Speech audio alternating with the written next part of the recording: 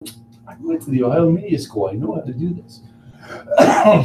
Now it is time for some Aerosmith. Aerosmith? The best band ever. Welcome, people. It's a Ferocious Bunny production. We'll get to that. I'm at least doing it for my group here. Hey. How are you doing? What's your name? What's your name? Ferocious Bunny Productions presents. I like that name. She doesn't like that name. She likes his money. Is that MasterCard Visa? Yeah. Yes. We also take this cover. We even take American Express that contact us. Hey, where am I working now? Leave home without it, folks. Where do I work now? True, yeah.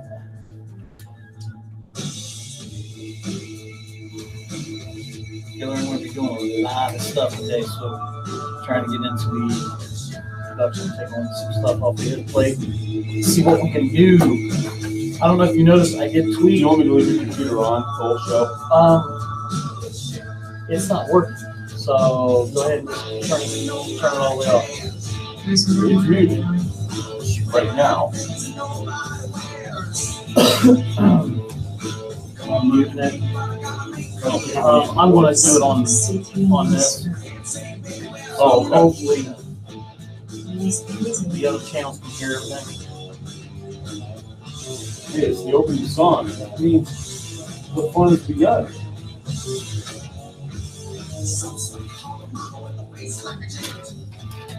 I'm not going to use the board today because I just don't have room for it. Not room for the board? You asked me for the board, and I don't use the board. Well, it's because I work my phone, so it's okay. I can throw papers around. I watched Loper when I worked at Blitz. This is what Loper did. He would actually get a paper head, he's doing by Rick, and he would just start reading it. What's video link? Oh, we do need our hands on. Let's look like pros. Pros? Woo! Now I look like a pro.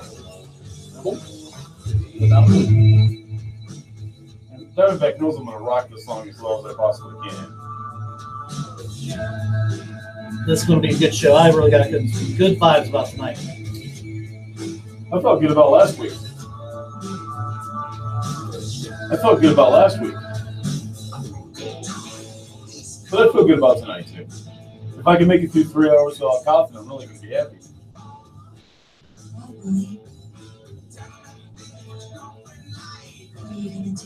What are you going to do to me, Billy?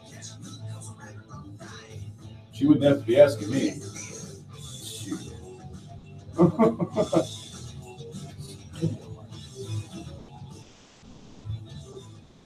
Don't think I'm following. Shaking your ass. What else? I'll take you backstage. You can drink from my glass. Kiss my ass. There's a month on the road. And This has got some of the best guitar and drum work in it ever. Welcome, Dave. How you doing, buddy? It's time for another great show.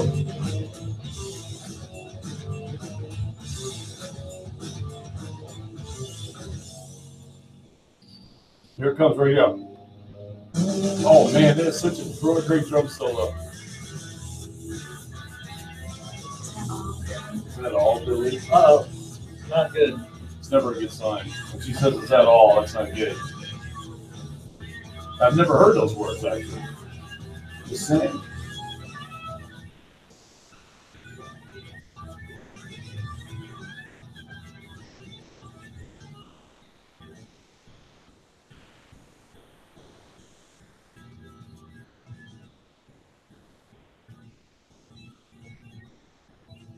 Welcome, everybody, to the Ferocious Bunny Productions presents the iconic Drew and Diamondback Sports Opinion Show. That phone number tonight, hashtag Save the Crew phone line, 614-781-0754. How you doing, Diamondback? How's your week? Doing good. That's good. That's good to hear. It's good to see you. Really? Really? It's always good to see you, Diamondback. Yeah. I mean, you know, been friends for over 20 years, man. It's always good to see you. Glad you're here. Always glad you're here. Has it been that long?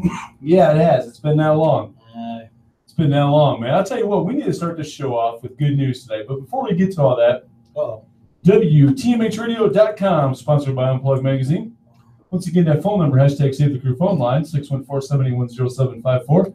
You can also see us on my Facebook page, along the YouTube line as well.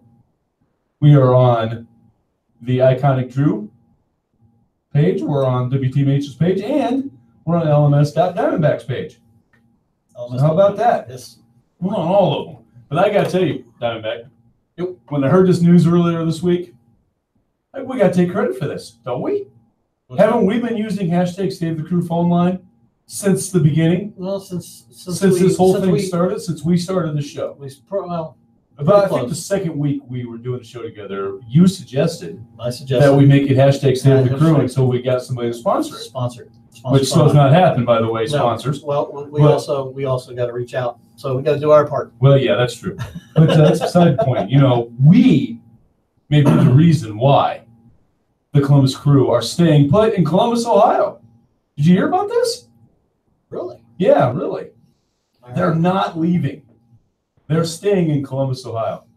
So let me give you the deets on this. What happened is, what happened on this is that the MLS has decided that a new ownership group is going to take over the Columbus Crew. And you can all see tonight I'm probably wearing my Columbus Crew shirt. And anyway, a new ownership group is taking over the Columbus Crew. So they're going to stay put here in the city of Columbus, Ohio. Then what's going to happen is Precourt, who's the current owner and villain in this story, is going to go to Austin, Texas, and be awarded a new team by 2021 at the very latest. The Austin assholes are still happening. Yeah, they're still taking place, and that's still going to happen, only we get to keep our crew at the same time. Now, there is a slight little twist on this, a little rumor that quite possibly the Crew new ownership will build a new stadium, state-of-the-art stadium, down by where the Jackets play and the Clippers play, down in the Arena District. Good, so Precourt's not going to benefit from this. Yay. No, not at all. And he's also leaving Columbus. At the end of the season, he's gone. Gone. History. See ya, Precourt. Until he brings the Austin team back. Just wait. I am looking forward to the day when the Austin team comes up here to play the Crew. I bet you Precourt stays in Austin. I bet he doesn't even come up. He probably won't even come up. I bet he won't either. You know, our fans will probably, take him out. So, just saying. I'm not advocating that Take him type out of to thing. dinner? Right, exactly. No, Take him out to dinner. Exactly. Take him out to dinner. Don't want to get, too violent here. Right, exactly. That's all I'm thinking about. It's Taking not out to dinner. It's definitely not Fortnite, that's for sure. First Fortnite mention of the night, and we are, 8 minutes in. So thank you for that, Diamondback. Anyway, so that's what is happening with the Crew. They are staying here. I'm excited about that. Now, I will say this.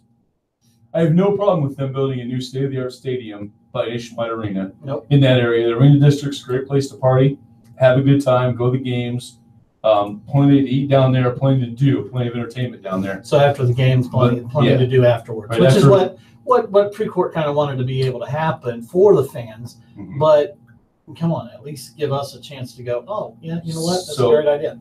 My only thing with this, and this is a message to whoever owns Maffrey Stadium, probably the insurance company, I would imagine, after the Crew moved to this by Nationwide Arena, and there's no timetable on that, there's no guarantee of that. It's just in the works right now. It's just a rumor. But if that were to happen and they move down there, please don't let Maffrey Stadium become like Cooper Stadium. Please. Well, please that thing's completely... do something with it. It's still there. I drive by it all the time. Well, you drive by it. It's only the front part of it. It's the shell, but Yeah, there's it's still just the nothing, front part. and it's an eyesore. It is Something needs to be done with that. Well, what do you expect for that side of town? Come on, Columbus, wake up! I mean, you got to take care of those old buildings. Plenty we could do there. It's a good place to set up a concert spot. It would be a good spot for concerts. It's been rumored for NASCAR, which is the National Association of Stock Car Auto Racing. I don't see a track there. I mean, I don't either. You can't even put Bristol. No, I don't see it. I don't see it as a NASCAR level, but maybe one or two runs. It'd be a nice spot for like dirt bike, AMA and stuff. And speaking of the Columbus Crew, their last game under Precourt will be versus Orlando City on October 21st, and that game's at 3 p.m. That'll be Diamondback's last chance to get his butt in the seats for a game this season, or he can wait till next year when Precourt's out of town. I might just wait. Yeah. I might just wait, just not to I'm give kind of him wondering how the fans are going to treat him on the. He's probably going to go to that last game, and how he might be Tony's number one a few times by a few of the fans. Yeah, I think that could happen. That could possibly happen. I don't know. Not that we're advocating that type of thing. Just saying. We're not telling you to go out and pull a blanket party. You know. Right. For those military people that are crew fans. True fans, right? So, but next year maybe we'll get Diamondback's butt in a seat and get him to a game.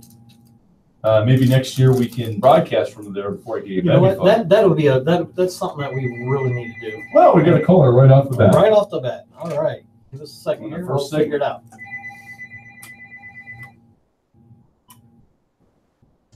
Okay, who do we have? Who's our caller? I can't hear you. You can't hear me. It's Caller. Steve. That's my bro. Steve? Yep. Yeah, All right, you can hear me. barely. Barely? Okay. Can you hear us, Steve? Let me turn up yours. Maybe they'll. No. Nope. Okay. All right. Talking right into the mic too. So, since you can barely hear us, just tell us what's on your mind. No feedback, but I don't know. I was just calling. I ain't called in a while. There you go. Yeah. So what do you think about the crew staying in town, man? What? What do you think about the crew staying in town? Love it. I mean, I've only been to one game. I think Anthony worked there. Huh. And we were staying for the third period, his ex-wife and me. Okay. And turns out there's only two. Right. So that was good planning on your part. Yeah. Not hockey, not Everybody NHL, started man. leaving, and we were like, where are you going? You were thinking everybody was leaving after the second. Yeah. No. Me and Steph were just sitting there. Nice. Right. Yeah, that's the year that I did work for the crew. I was a ticket taker for one season, and in fact, it was their opening season at Maffrey Stadium the year that I worked there. But obviously, we're very glad to see the Columbus Crew stay in town as well. Oh yeah. I mean, it's a good thing for Columbus. And Precourt's out of town. He'll be gone here at the end of October. And I say good riddance to him. If he didn't want to do business in Columbus, well then, goodbye. Is it a done deal, or is it still? Well, we don't know who the ownership group is yet, but the MLS has said it's a done deal. Half ownership of Cleveland Brown Yep. and somebody out of Cincinnati. I But cannot remember. both of them have said that they guarantee to keep the team here in Columbus, even though Right. they're from out of town. Correct. I thought it was a lawyer Freeman or something like that from Columbus, or Yeah. I just hope they do something with Maffrey Stadium and don't let it just waste away. It's a beautiful facility, and they could do concerts there. They could do other things there. They can do so much there. You It would be amazing. Yeah, and I do think moving the crew to Nationwide Arena area is a great idea. Yes. Oh, and by the way, Steve, did you hear my happy birthday shout outs to you a couple weeks ago? no, I've been. Oh man, I've just been trying to work through a flu or something. I don't know what it was. Yeah, Mom said you were feeling a little sick when I talked to her a couple weekends. Well, last weekend when I talked to her, she said you were feeling a little sick. So, our mom's heading over to Israel for a week or so. Yeah, I talked to her tonight. Yeah. She texted me on my way here. I haven't had a chance to look at it yet. So, because we got here and started setting up for the show. So I'll look at that text after the show. She'll probably be asleep by then, but I'll call her tomorrow if I need to. Yeah, she just wanted to know if you wanted to buy berry pies in November. Oh, is that all it was? Okay. Yeah. So we're cleaning up a little Bryan family business here, Diamondback. That's what we do. It's perfectly fine because I'm kind of getting my sports bumper together. When my bro calls in, we clean up the Bryan family business. So that's all good though. But well, in a nice comeback by your Packers the other night, we're going to get to that when we get to the NFL segment. So nice win by them Monday night. Is he still there? Yeah. I was in REM by then, but yeah. Yeah, I'm I sure. watched the highlights. There you go. All right, so we're going to get to the rest of the Ohio teams here. All right. So I'm going to let you go for now, Steve, but I will definitely talk at you later. Thanks for calling in, bro. Hey, have your partner see if he can send me a link or get on because I'm having trouble again. Sucks. Okay, let me see if I can't do that for you. All right. All right, I'm on Facebook too, bro. Oh, I tried that. All right, bye. All right, bye. Ouch. Okay, so thanks for calling in. That was Steve. By the way, let's break the record tonight, people. What was our record? Three? Three's been the most callers we've had so far, or one, in case you lost track. And we can't really count on Killer because Killer's at work. Oh, is he? Yeah. Okay. He's doing a no and watching us at work. Maybe Dave will call in. He's watching again tonight. So, going to the rest of the Ohio teams, Ohio State beat Minnesota 30-14.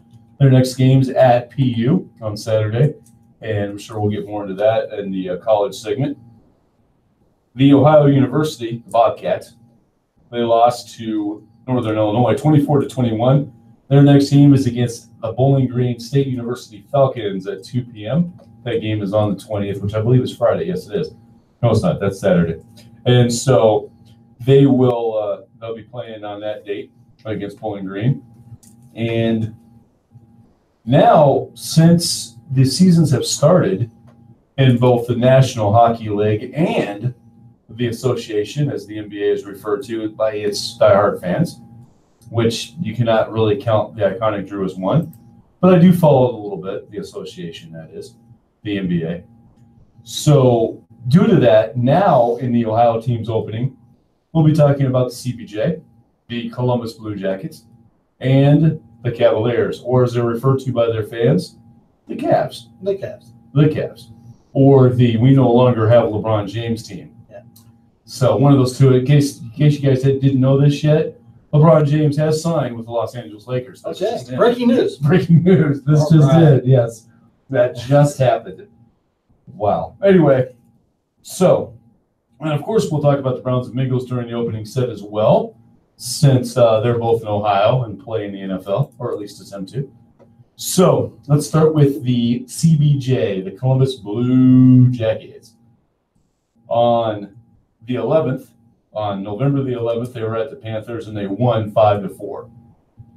But then on the 13th, they went to the Lightning, Tampa Bay Lightning, and lost 8-2. Now that's embarrassing. 8-2 losing in hockey is like losing 49-0 in football. It's bad. Very bad. Or tying the Cleveland Browns. Well, yeah, tying the Cleveland Browns could be in that spectrum too. However, we'll get to that here in just a second. Actually, coming up for the Blue Jackets on the 18th, they are taking on the Philadelphia Flyers at home. It's a game for Diamondback to get his butt in the seat over there. And then they're also home on the 20th against the Chicago Blackhawks, a team we might be talking about later. I'm pre-shadowing a little bit. And then they will, on the 23rd, take on the Coyotes at home. So that's your CBJ update. We'll have more National Hockey League update later on the show when Iconic Drew does his sports bumper. So then the Cavaliers, let's talk about them next. The Cavs. Their opening game is actually tonight. Tonight. They are at the Raptors tonight at 7:30 p.m. That game starts. So during the game, Diamondback doesn't know this yet. But during the show, I will periodically ask him what the score is of that game. So he might need to pull that up real quick here so he can keep an eye on that. Those things, but okay. That's okay. What am I bringing up? The Cavs Raptors. So we can update the score every once in a while tonight.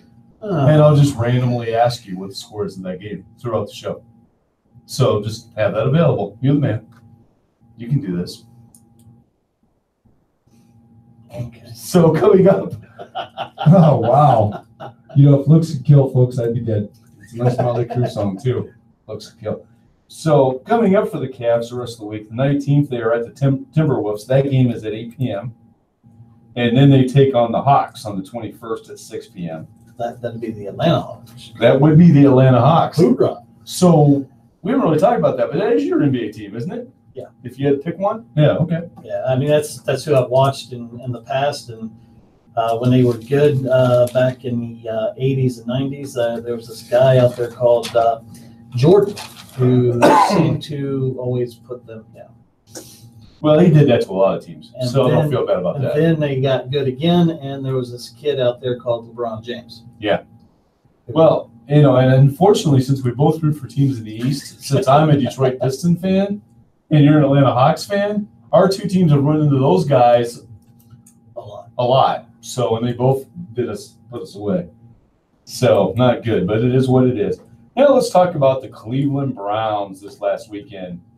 And we'll talk about this game more, I'm sure, in the NFL segment. But they lost to the Chargers in a game they were never. When they had Dominique Wilkins. Right, Dominique Wilkins. I remember him. He was awesome. But they lost to the Chargers 38-14 in a game they were never in. Their next game is at the Buccaneers at 1 o'clock this Sunday. So the Browns again losing 38-14, fall to 2-3-1 overall. And your Cincinnati Bengals here, you Ohio fans. Your Cincinnati Bengals lost to the Pittsburgh Steelers 28-21. You had to point that out, didn't you? It was in regulation. Oh, wait, they are an Ohio team, but you The took some Bengals- enjoyment with that. Well, of course I did. It's the Bengals, and they lost to the Steelers. So I'm happy about that. Very, Yes, very thank happy about that. So I say go Steelers. But this is the Ohio segment, so I got to give it up to the Bengals. They lost to the Steelers 28-21. Their next game, and this could be the game of the week. We'll get into this when we get in the NFL segment. But this could be the game of the week, and they are at the Chiefs at 8 o'clock. It's the Sunday night game. Sunday night matchup, the Bengals at the Chiefs. That could be a very good football game, folks. We'll talk about that game more in the NFL segment that's coming up. So, and speaking of what's coming up on this show, we haven't really teased the topics for tonight because we were so happy about the Columbus Crew at the beginning of the show, and we're still going to be happy about them all night. The hashtag Save the Crew phone line, which I believe is part of the reason the Crew are staying here in town, our little phone line on this show. Hashtag Save the Crew phone We'll line. take credit for that. 614-781-0754. That's hashtag saved the crew. 614-781-0754. The first one to say that tonight. Saved the Crew. I like it. Diamondback. Saved the Crew. They're not leaving, folks. So coming up on this show tonight, we're of course going to do the college update. Sorry, Killer. We're going to do the college update. We're going to do the NFL update. Diamondback's going to have a rant.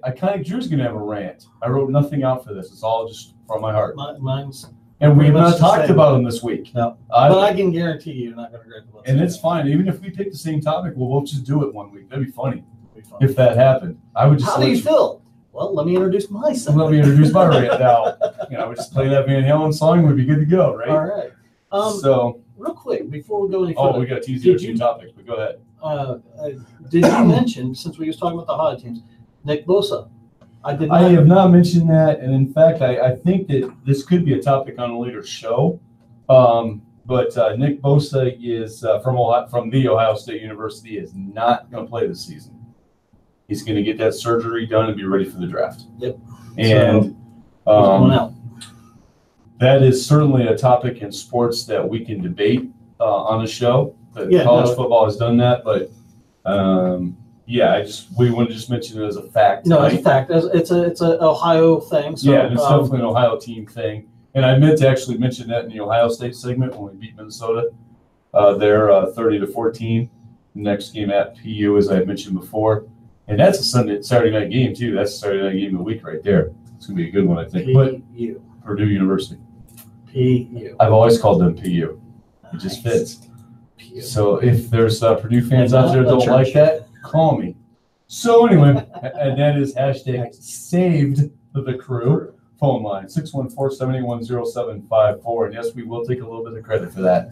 The other two topics that we're going to talk about tonight, we're going to talk about teams with Indian names and whether or not they should be forced to change their names. Out of disrespect. Yeah. Right. And then second topic we're going to get to, if we get to it tonight, and it might wait, is a preview of college basketball, men's and women's, along with hockey as well, college hockey as well. Big surprise on that when we get to the polls for hockey. I'm not going to mention it right now, but a big surprise on that for college hockey this year. Very, very surprised to see that. Can't wait to get into that topic and talk about that if we get to it tonight. That other topic might take both. We'll see. We'll see how it goes. See how it goes, yep. Exactly. That's kind of what Diamondback and I do. We just roll with it and see what happens. So anyway, so let's go ahead and go to our break. Killer's kind of throwing us under the bus here. They're actually throwing us out of the Fortnite bus. And we got the Fortnite mention 25 minutes in. Hashtag saved the crew phone line 614-710-754. If you don't like Fortnite, call us. It's too bad that you didn't get your butts in the seat to save the crew. Yeah. Ouch. Well, That's just reading what. I didn't make it to a game this year either. Well, you know. Hey. And I don't think I'm going to the last one. We're not going to go to the last one? I'm pretty sure there's some college football on that day. Or pro football, one or two. Sorry. There's some type of. I mean, the crew are in my football. top 10, but not, But the crew is football. They call it football. Russell Road calls it that. We know what football really is. Football. Played on the gridiron. There's football and there's football. Anyway, nothing issue MLS. We love you, especially since you're staying, crew. We are big crew fans and big crew supporters. They're going to be calling me because I joined that ticket thing. So we'll see how that goes for next year. Yeah. I might be buying tickets for next season. Anyway, so we'll see what happens there. Don't know if that's going to happen or not. But anyway, on this break, we're going to do the NBA update. You're going to have your MLS update ready, right? I'm working on it. I only got a couple minutes because I'm going to do the NBA first, and we'll also do whatever else strikes the iconic Drew during this break here. Oh, but let's go ahead and do the NBA update right now. This is the regular season has begun. We're going to talk about every game but the Cavs. They were, of course, mentioned in the opening. Last night, the season opened on the 16th. There were two games in the association. We had the Celtics beat the 76ers 105-87. Sorry, AP. And we had the Warriors beat the Thunder 108-100. Today's games, we already talked about the Cavs. They're with playing the Raptors, and every once in a while, Diamondback will update that as the evening unfolds. But the rest of the games here on October 17th, the Bucks at the Hornets, the Nets at the Detroit Pistons, Grizzlies at the Pacers, Heat at the Magic, Hawks at the Knicks, Pelicans at the Rockets, Timberwolves at the Spurs, Jazz at the Kings, Mavs at the Suns, Nuggets at the Clippers. And this has been your NBA update. I am the iconic Drew. Now turning it over to Diamondback for the MLS. I'm the Diamondback, and this is this week's Major League Soccer scores. On Saturday, October 12th, the Los Angeles Football Club beat the Houston Dynamo 4-2. On Saturday, October 13th, Minnesota United FC lost to the Colorado Rapids. I can combine those. Awesome. 2-0. We got DC United beating FC Dallas 1-0. Where the New England Revolution beat the Orlando City SC 2-0. This week there was no ties, so therefore the iconic Drew was very happy. This is this week's Major League Soccer scores. I'm the Diamondback, and as always, enjoy.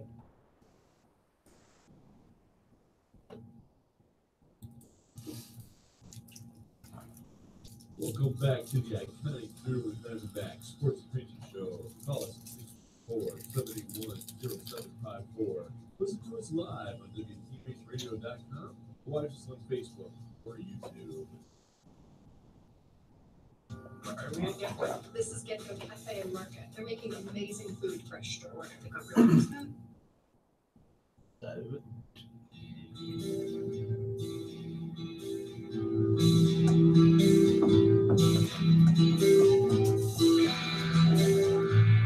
Hello, Miss Sandman.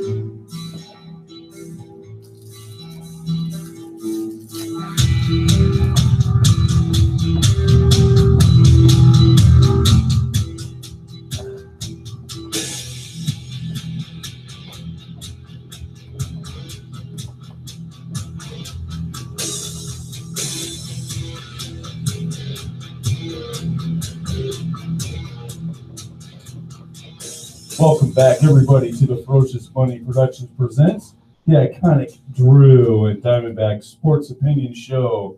We do have our phone line, the hashtag Saved the Crew phone line, 614-781-0754. That's 614-781-0754. That's hashtag Saved the Crew. Nothing like some Enter the Sandman from Metallica, right before we could talk about college football. Get you pumped up to talk about college football. Do we need to get pumped up to talk about college football? Not really. I need to get pumped up to be able to speak tonight, but that's beside the point. Yeah, that's always. So anyway, I can say stuff like that. Dave has a question for us. Okay. I'm going to throw Dave's question at you. Okay. Dave's question is this. 17. Will Bama and Clemson ever meet in the playoffs again?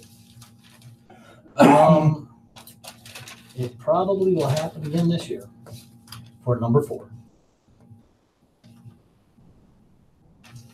That is my answer to that. Do you think it'll be in the first round or for the championship? I think it will be for the championship. I mean, they you know, there's a lot of great teams out there that's going to give Bama and Clemson games, but seeing how these two teams are handling business, I know Clemson's had a couple of struggles, but they're bouncing back rather quickly, and Dabu is pretty on his team, and he's pretty good on being on his team and getting them back into the game the very next week. Yeah, I mean, I think if they both make the playoffs, gotta wait and see what happens. Oh, you got to make. I might have a shocker pick for you next week. Uh-oh. But anyway, a little foreshadowing there. Let's talk about last week. Thanks for the question, Dave. Thanks for being a loyal listener. We appreciate that. You can call anytime. You've got the phone number.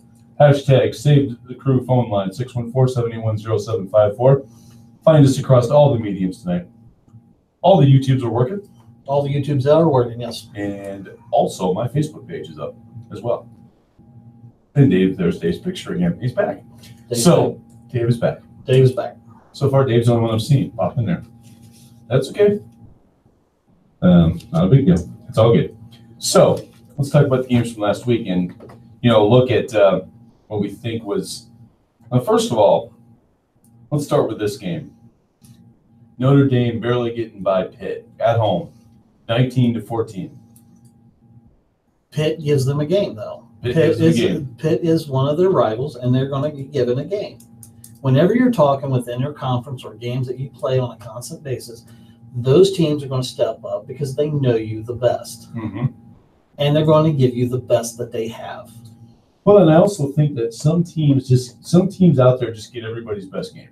Yes. I mean, our two teams fall in that category. Ohio State sure. and Alabama will always get the team's best, whether they're having a great year or they're having an off year. Right. If they're having an off year, their teams are going to take advantage of it because they don't know when they're going to get it again. Mm-hmm. Right, exactly. So, yeah, that game right there was a nail-biter for me. I was like on the edge of my seat, hoping Notre Dame could hold on. Last couple of weeks I've been talking about them being in the Final Four, and here I go, okay, we're losing Pitt. What the heck's going on? Did they send the Steelers? Not sure what's happening here. I mean, they could have sent them over there to Notre Dame. It's not that far of a drive from Notre Dame to Cincinnati to play the next day. So, all of a sudden you're watching the Irish and Big Ben's on the other sideline throwing the ball. And you're like, wait a minute, what's going on? We'll see you then, Kelly. So, but yeah, goodbye, Kelly. But he's got to go to work, huh? No, he's heading home. He's heading home. Okay. Heading home. And the game that shocked me the most of the week, we both took Wisconsin. By the way, I clobbered you this week in our college picks. Oh, probably. I went 7-2, and you went 4-5 in games we talked about. And we talked about the Georgia, Florida. Well, Georgia LSU, you mean? LSU, and we're going to get to that game. Jesus Christ. We're going to get to that game next. It's got nothing to do with this.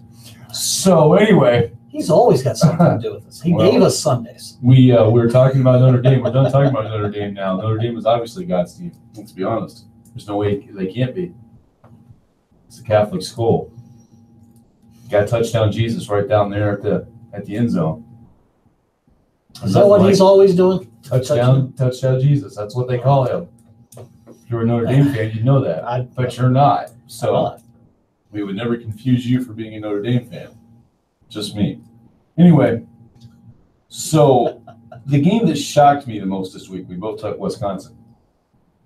Meat Chicken just beat the crap out of them. 38-13. Holy cow. What is going on? What's going on? Is Meat Chicken this good or does Wisconsin suck? Maybe a combination of both. I kind of think you're right. Could have been Michigan's up week while it was Wisconsin's down week. Could have been. I mean, there's so many aspects to that. I would not have picked that big of an upset. Yeah. Did we pick that game? We did. And I took Wisconsin. We both took Wisconsin. We both took Wisconsin. Yeah. Unbelievable. And it could have been more with my heart than anything else. But sometimes you got to pick your. Meat Chicken impressed me. They look good. I hate to say it, but a little foreshadowing here. That final game of the year it's always going to be good. Looks like it's going to be a better game than I Unless thought. it was 90s. Anyways, I need to be the one with the bell. It's my show. So I am the iconic Drew. It's my show. So anyway. I am the producer, so therefore I cannot play it. Anyway. I have the soundboard and try to talk now. So anyway. He didn't mute me. I love it. Let's see how that works, buddy boy. We'll see if my little hacking can. We'll keep you in line. Let's go this. We'll keep you in line, brother. Anyway, no, I was really impressed with Meat Chicken. I hate to say it.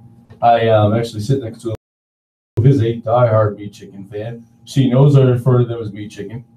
And she sat down Monday morning and looked at me and said, "So what'd you think about our Meat Chicken team on Saturday?" And I was like, you know what, Maria, I gotta tell you, they looked awesome. And I hate to say this as a Buckeye fan, but I'm a little worried about that game now. I was not worried until I watched that game Saturday night. Now, It depends I'm on a who little shows worried. Now I'm a little concerned, especially with Nick being gone. So, anyway. You should be always worried about that game. Well, I'm not. You're always worried about your rival. I understand that. I mean, all I have to say to you is, Kick six? Kick six, yeah. You can say it. Field goal 6, and there it went. See, And like you said before, you had a bunch of slow fat boys on the field. They couldn't tackle them. But what has happened because of that? You see it not only with Alabama, you see it with other teams. Yes, Those fat boys have trimmed down and gotten faster. yes. And you see it all over the college as well as the NFL. Yeah, it's amazing, isn't it? It's taking over, no doubt. And I think that was probably the reason why it's taken over. And that was only a few years ago. Yeah. It wasn't that long ago. Right, exactly. So, I mean, that's the thing with that right there, as far as that goes. But yeah, I was impressed with Meat Chicken the other night. They looked really good. But we got to talk about this game. And yeah, I picked it right and you didn't. Oh, of course. LSU beats Georgia 30-16. LSU beats Georgia. Man, I'll tell you what, I love that quarterback at LSU. It's nice to have a second Buckeye quarterback doing something out there. Well, you would sit there and send him to the SEC. Yeah, I mean, of course. Send them to LSU. I believe you guys play next week, right? Not next week. Oh, it's the week after. I do not get this. Why we always have to play LSU after LSU gets a bye week. But we get the same courtesy when it's that. LSU gets a bye, we have to play. Yeah. This year we get the bye with them. Oh, so you both have a bye next week. Yes. Gotcha. So it's that following week, This is 2 weeks away. This is the third Saturday in October. Oh, I know what that is. And we're going to talk about that game. Yeah. Just cool your jets a little bit there, Diamondback. We're going to talk about the third Saturday in October and what that means for Bama fans and that team from Tennessee. But we're going to talk about that game once we talk about a few more that happened the last Saturday. So I'm not going to let you take the show off the rails and move ahead. You get to stay where we are. I am. I'm Okay. just saying. Stay in your lane. It's okay. It's all good, brother. So anyway, but yeah, of course, we mentioned the Ohio State game in the opening segment.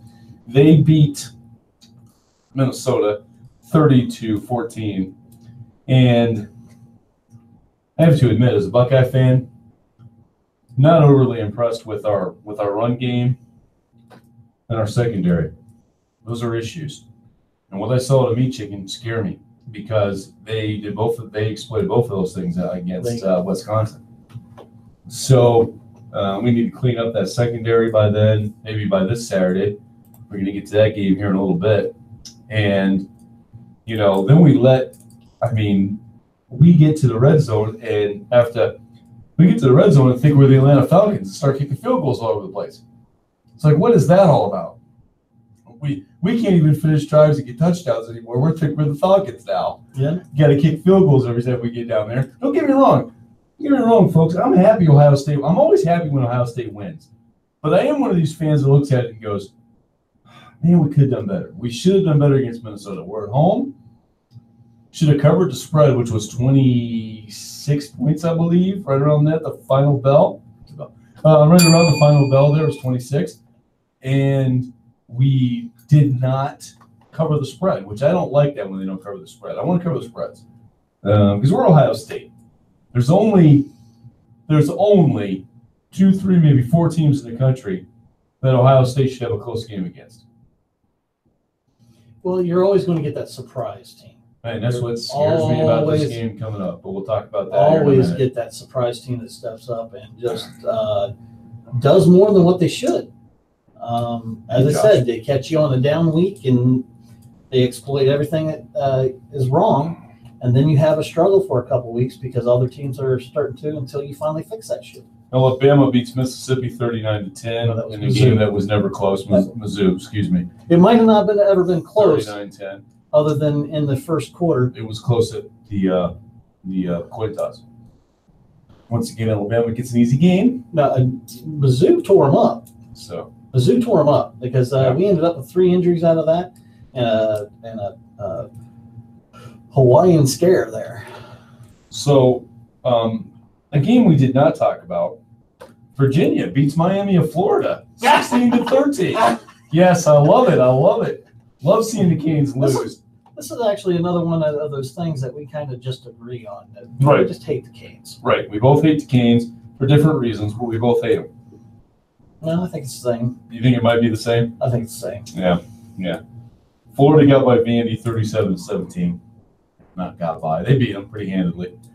37-17. And then a game we both picked wrong was Virginia loses to Iowa State 30-14. Yeah. Welcome to life in the Big 12, my friend. You can never call it. No. You can't call it from week to week. Nobody plays defense, and they How go did through. Drew look during that game? Did he look pretty decent? Did he have some pretty good stats? Or I've not looked at the stats, okay. to be honest with you, but West Virginia, they only put up 2 touchdowns.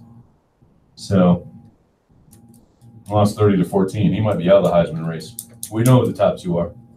Yeah, it's And it stays that way, as far as I'm concerned. It probably is. Although the other one that looks good is the quarterback over there at Oregon.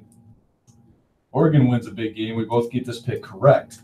They were number 17. Washington was number 7 going into the game. And Oregon wins it 30-27. I enjoyed this game. That was a fun game to watch. So how about those Ducks? Quacked their way to another victory. Quacked your way to another victory. Go Ducks. So let's talk about this week's games. And let's just start right at the top. Number 1 team in the country still undefeated at 7-0. Heading over to Tennessee for the 3rd Saturday of October. 3rd Saturday of October. And since I met Diamondback 20-some years ago, I know that the 3rd Saturday in October means one thing. It means Bama and Tennessee play. Every year. You can count on this. They call it 3rd Saturday in October, even when it is the 4th week. Because it does happen every once in a while. Which is typical for the SEC. That's just Alabama and Tennessee. And what do you expect from a bunch of rednecks? Right, exactly. Yeah. Family reunion time. Anyway. Oh. Wow. So I already know who you're taking in this game. Tell us why. Why do you think Bama will win? Let's see. It's been 13 years since Tennessee's won.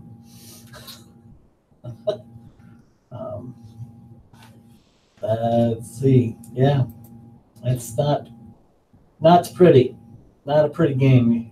Usually at this for the past for a while. Mm-hmm. Period. That's all I'm saying. Yeah, I'm Not taking much- I'm not taking much else. Bama because I don't think they get tested until they play LSU and they play Auburn and the SEC championship game if they make it that far. Yeah, they got to get past LSU. LSU's looking pretty good. Auburn, however, is falling apart. Yes, yes. We Didn't even talk about them, but No, you did not. They are falling apart. They've got Auburn loses. their fourth loss. Third Auburn loss? loses again, and are out of the top 25 now. By the way. Oh shoot, they were out of the top. Oh, that's why 25 they're not on here because we only do the top 25 in case you're just now joining the program. Diamondback. Oh, what? Once again, the hashtag saved the crew phone line 614-781-0754. That's 614-781-0754. Hashtag So- saved the crew. Diamondback, how are the Cavs doing against the Raptors right now? We're gonna do this NBA update once in a while because the Cavs are playing right now as we speak. As we speak, yes. It's just started. Might not even be a score yet. Second game of the week. 0-0. Okay, thank you. Second game of the week, we'll wait until later on to ask you again. Number two Ohio State University Buckeyes, number 2 team in the country. What? Anyway, they are going to go to PU, game on ABC, by the way, at 7:30. Oh, by the way, that third Saturday game between Alabama and Tennessee is on CBS at 3:30. Imagine that. Imagine that. The SEC network has that game. So, this game's on ABC at 7:30 p.m. Who do you have? Ohio State at PU. It's at PU. You got it. And what's oh my god, I want to know what the spread is on this one. I think it's about 14. And 14. Ohio State 7-0. PU is 3-3. We'll just go ahead and go with Ohio State. Hell with it. Okay, I am going with Ohio State because I'm a Buckeye fan. If I were to put my heart aside on this pick, I'd probably take PU. I am scared to death about this game. Scared to death. This has all of the earmarkings of the Iowa game from last year. Ohio State is not improving every week. In fact, in some areas, they're getting worse. And now they're going to play on the road against a team that would love to do nothing more than spoil their season. And Purdue has been kicked around by Ohio State long enough that they have probably had enough. Do I think Purdue's going to win? Obviously not. I'm taking Ohio State. Am I worried about this pick? Heck yeah. Am I worried about this game? Hell yes. Because, like I said, this is all the earmarkings of Iowa last season. So this is a scary game. It's at night. They'll probably do some kind of blackout thing. You're going to have black uniforms on, so we won't even be able to see them running down the field. This is going to be hard. This is going to be a tough win for Ohio State. A lot closer than most people probably think. You think they won't cover the spread? I don't. If I'm saying they'll probably cover the spread, but I think it's going to be late. I think it's going to be a game going into the middle part of the third quarter. I think it'll still be close at that point. I could be wrong, but that's just my humble opinion. Because you know the iconic Drew only gives humble opinions. Humble? Right, only humble opinions. Bullshit. So anyway, wow, language much? So next game. Taking a little advice from somebody. Next game, number 16, NC State, and number 3, Clemson. This game's on ESPN at 3:30. All these games are on Saturday. Who you got? Clemson, but late. Yeah, I agree. I got Clemson, and I don't even think it'll be late. I think that they should handle North Carolina State. I know they're 16th in the country. I don't care. They're at home. Clemson's a different team at home. Notre Dame, number 4. The Notre Dame Fighting Irish. I love saying they're number 4. And they're going to be fighting for it at the end, I think. At Navy. Notre Dame is 7-0. Navy is 2-4. This game's on CBS at 8 o'clock. It's on opposite of Ohio State. So guess who might be clicking over once in a while? Paul Newman? Me. Oh. Who you got? Oh, go ahead and give me the Dame. And Dave wants to know if the SEC will get 2 teams in the playoffs. No. Dave, Not gonna happen. before the last couple of weeks, I would have said it was possible. Not now. Yeah, no, not now. The only way it would be is Georgia run the table, Mm-hmm. and I mean run the table, Yep. and barely squeak by Alabama.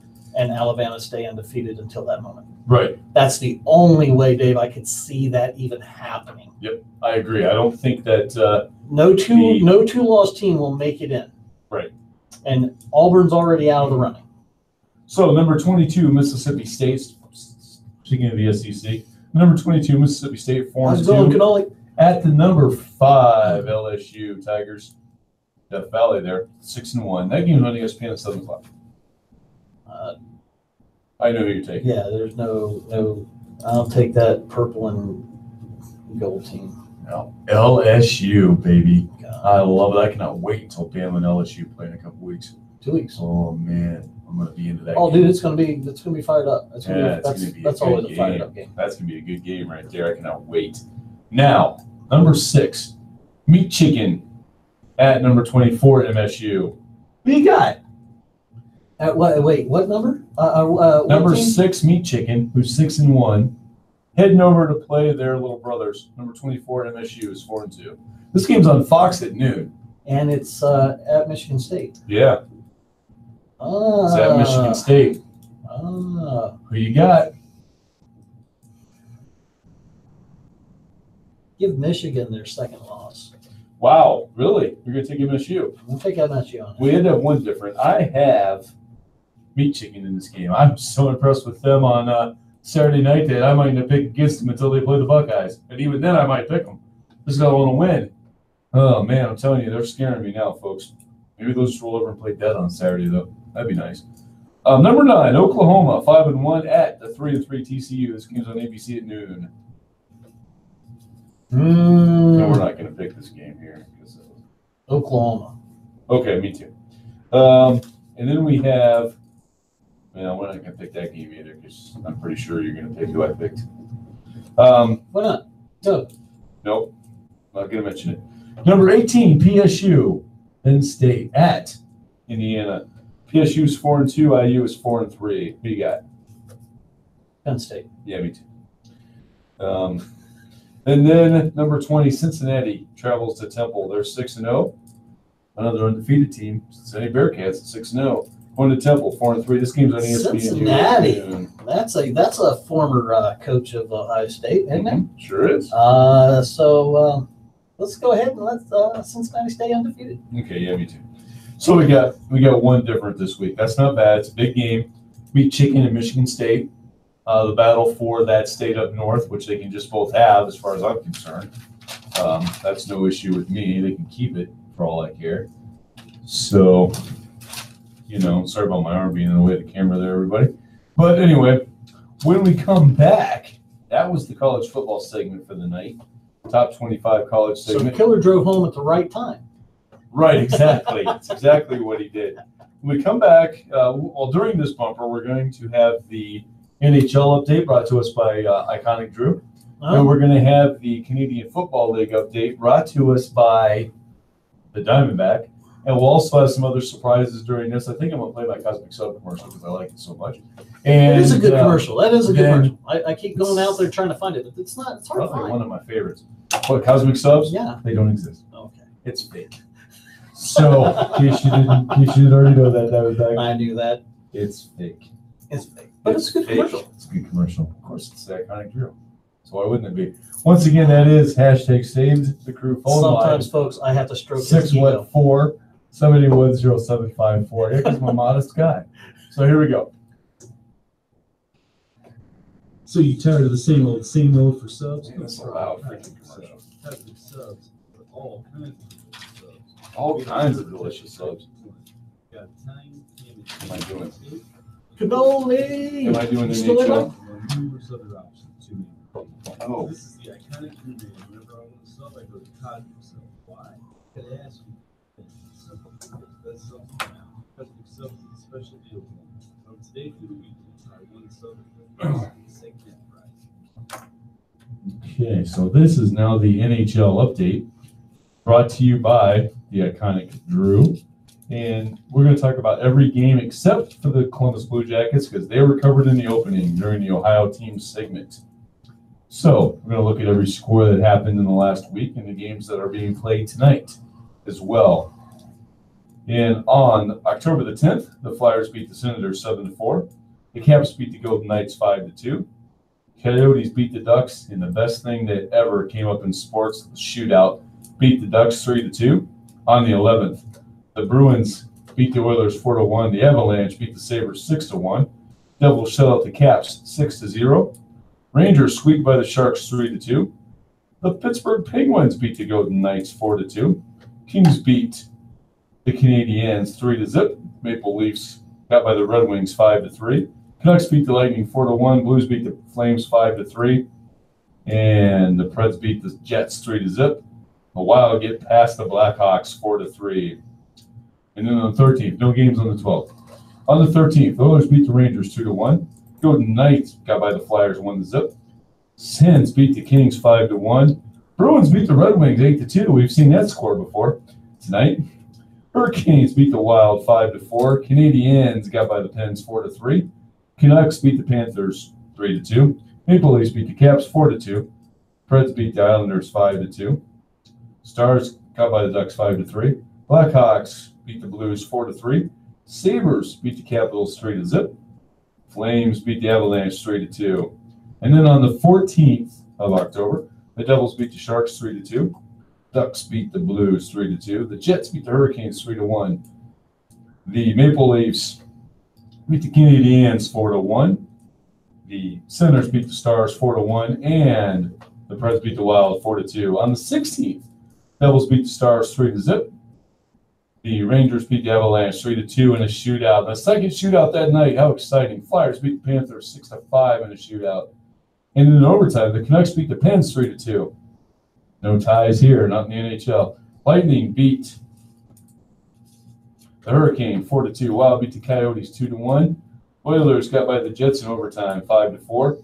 Golden Knights beat the Sabres 4-1. In tonight's games, here on the 17th, we'll have these scores next week as part of this segment. The Blues play the Canadiens. Rangers play the Caps. Bruins beat the Flames. Islanders beat the Ducks. Now throwing it over to the Diamondback for the Canadian Football League update. I'm the Diamondback, and this is this week's CFL updates and scores. Friday, October 12th, Hamilton Tiger Cats beat the Toronto Argonauts 34-20. The Saskatchewan. This is Oh why my you shouldn't gosh. do it live. I cannot do this live. Donut spot. The Rough Riders fall to the Winnipeg Blue Bombers 31-0. The Ottawa Red Blacks lose to the Edmonton Eskimos 34-16. Why the BC Lions beat the Calgary Stampeders 26-21. I'm the Diamondback, and this is this week's Canadian Football League scores. Thank you. Have a nice day, and as always, enjoy.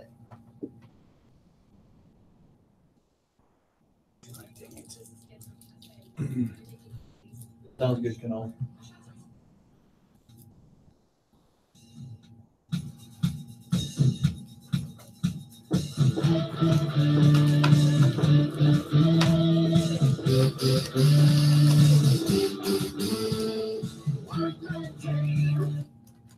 So you're probably asking yourself, why did the iconic Drew play that song? Well, first of all, let me introduce the show. This is the Ferocious Money Productions presents the iconic Drew and Diamondback Sports Opinion Show. That phone line, hashtag saved the crew phone line, 614-781-0754. You can find us across all our mediums tonight. We're on my Facebook page, along with all of the YouTube pages. It's lms.diamondback, the iconic Drew, and WTMHradio.com, which is sponsored by Unplugged Magazine. Awesome, awesome. So, folks, you're probably asking yourself, why in the heck did the iconic Drew just give us a little sample of Run to the Hills by Iron Maiden? No, it's not just because the iconic Drew likes that song, which is true. I do like that song. Big fan of Iron Maiden. Always have been. A great band. Had some great music in the 80s there and early 90s. Fantastic rock band as far as I'm concerned. But we're not here to talk about music. Even though I always give my opinions on music, because I can. It's our show. We can do what we want. So, but the reason I played that song is this segment right here. We're talking about, should teams with Indian mascots have to change their names?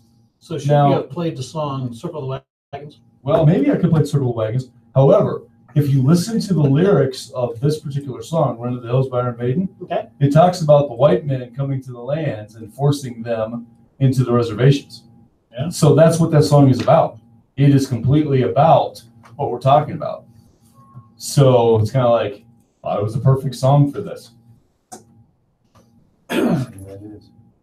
So, anyway, I'm going to let Diamondback do his impersonation of iconic Drew and cough his head off. Yeah, he'll be right back, folks, I promise you. And it'll probably be me here in a minute. But while he's doing that, hopefully it'll be okay. So while he's doing that and taking care of Diamondback business, some teams that have Indian names, and then we can talk about our opinion on whether they should have to switch. Okay.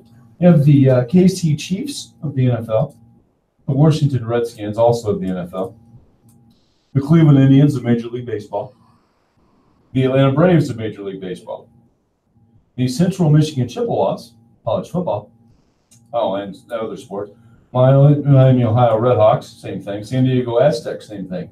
And then just to get the NHL in, because we like to get the NHL in, the NHL, the Chicago Blackhawks. See, now, what brought this kind of up?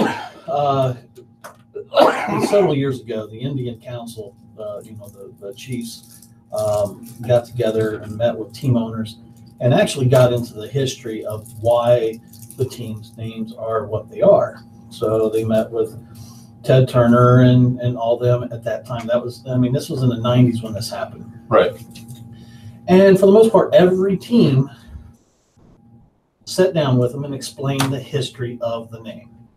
Wasn't meaning any disrespect or anything like that. But when the news caught wind of what the Washington Redskins owner at that time had basically said, no, I don't have any time and I don't need to explain my history. Wow. That was Dan Snyder, right? Dan Snyder, thank you very much. But yeah, he literally told him, no, go away. I don't need to talk to you. Right. And that's when the big thing, the hoopla came out that maybe we need to change it. And then shortly thereafter, the Indians met the Braves in the World Series. Yeah, which was your prediction this year. Yeah, it was my prediction this year. Just because guaranteed to go wrong. Guaranteed to go wrong. Yeah, been wrong. Sorry, go ahead. Thank you very much.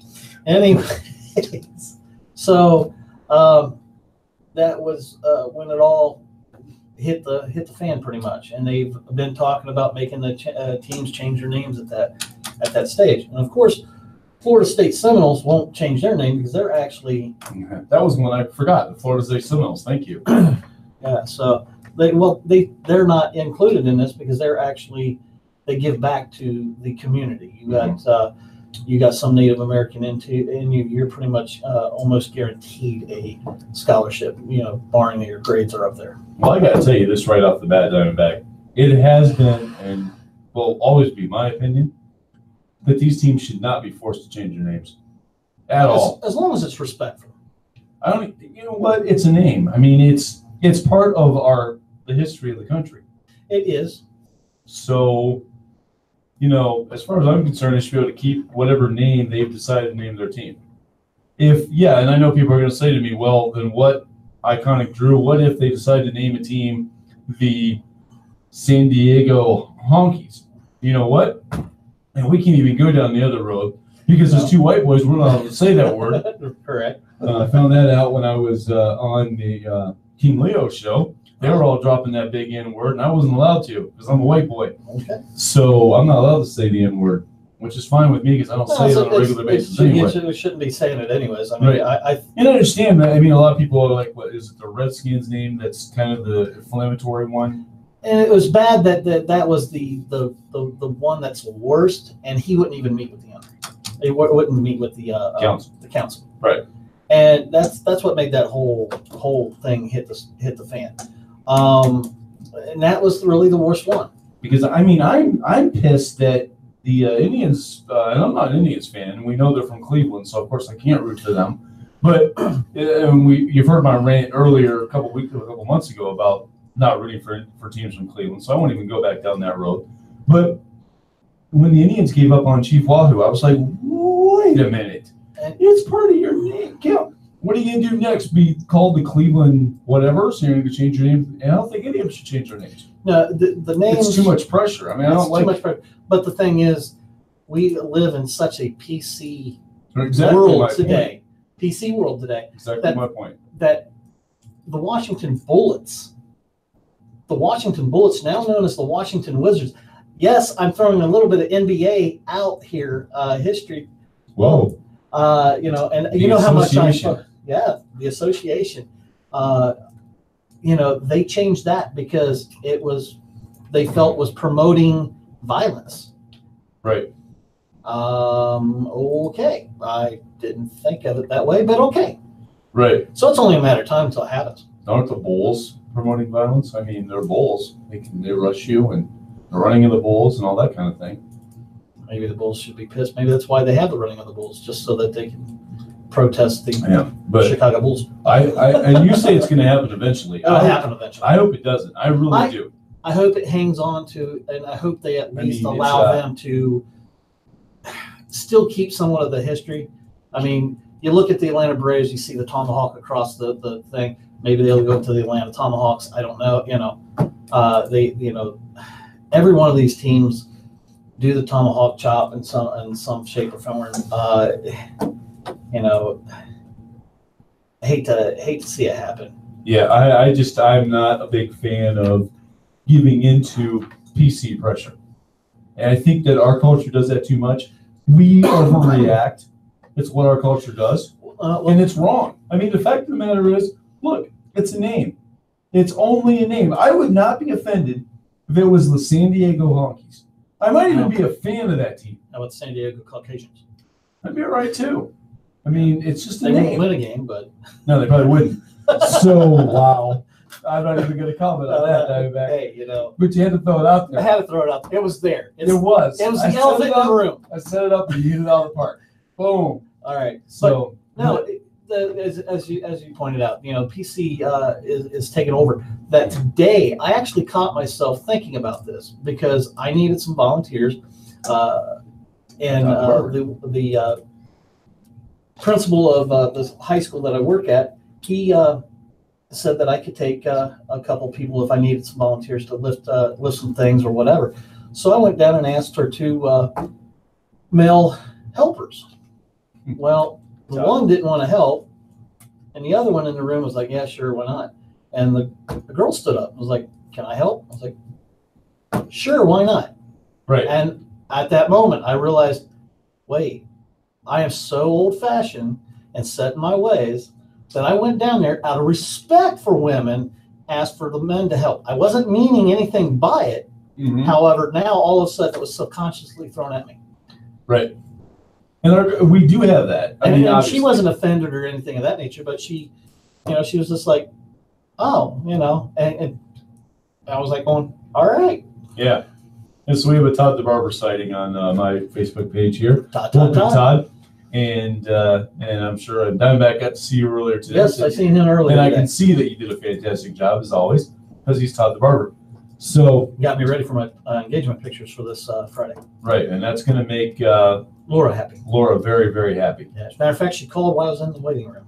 Yeah, And he laughed at me, of course. They tend to do that. And I've gotten calls there as well. I did not this last time, but I've gotten calls while I was there, and actually I had to step out for one of them.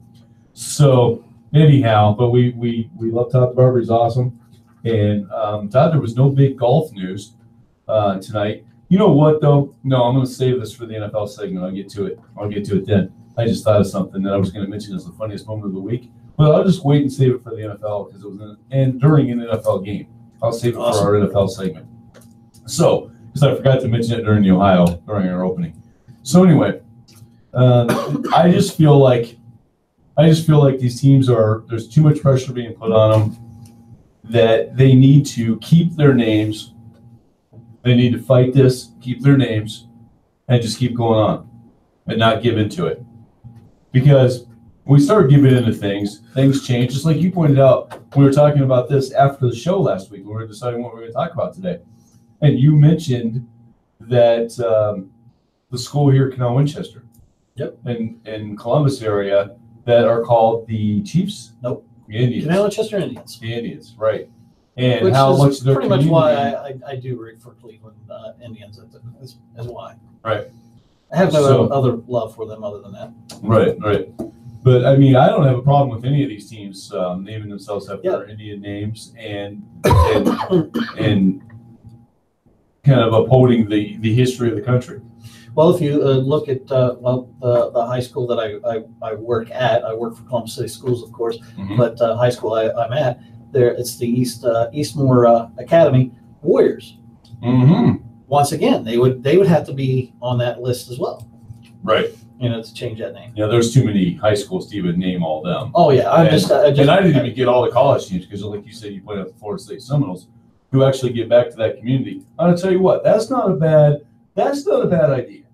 If you're going to name yourself after an Indian name, then connect yourself with one of the reservations or with that culture and give back to them. give back to them. And I don't have an issue with that either. That's not giving in and changing your name. Yeah, That's actually helping what's the somebody harm, out. what would be a harm in the Atlanta Braves saying, okay, hey, we will give 25 scholarships to Native Americans. Right. They just got to write the essay. They got to do bump. And they can win that, and that's what they do. And all the other teams follow suit, especially in a pro. Especially in a pro team. There's a lot of college teams that have, and there's money made there too, obviously at the college level, that they could do something like that. But then, teams like the Buckeyes and your team doesn't have to do it because of our names. Yeah, we named ourselves after a natural disaster, basically, that died. Yeah, real tight. And you guys named yourself after a useless nut. Poisonous nut. That's a useless nut. So anyway, that's beside the point of debate for another day. But like I said, my opinion, they should not have to change their names. I just feel like there's way too much PC in this country. I do feel like you shouldn't go out of your way to offend a certain group or anything like that, or anything. But as far as, I do agree that, Dan Snyder, the Redskins, they should meet with the council. They should do what they should need have to at do in least the area, respected them in that. and that type of thing. And getting hand to Florida State. I believe Florida State's the only team that's doing this right now, giving money to a community. They give out scholarships. Yeah. Pretty much as long as their grades meet it. Right. Oh, you're Native American, you want to come here? Okay, boom. Yeah. Here's a scholarship we're offering you. Right, exactly. Okay, folks, when we get back from this next break, we're going to talk about a preview for college football. Not college football, excuse me. We're going to talk about a preview for men's and women's basketball plus hockey as well, and look at that.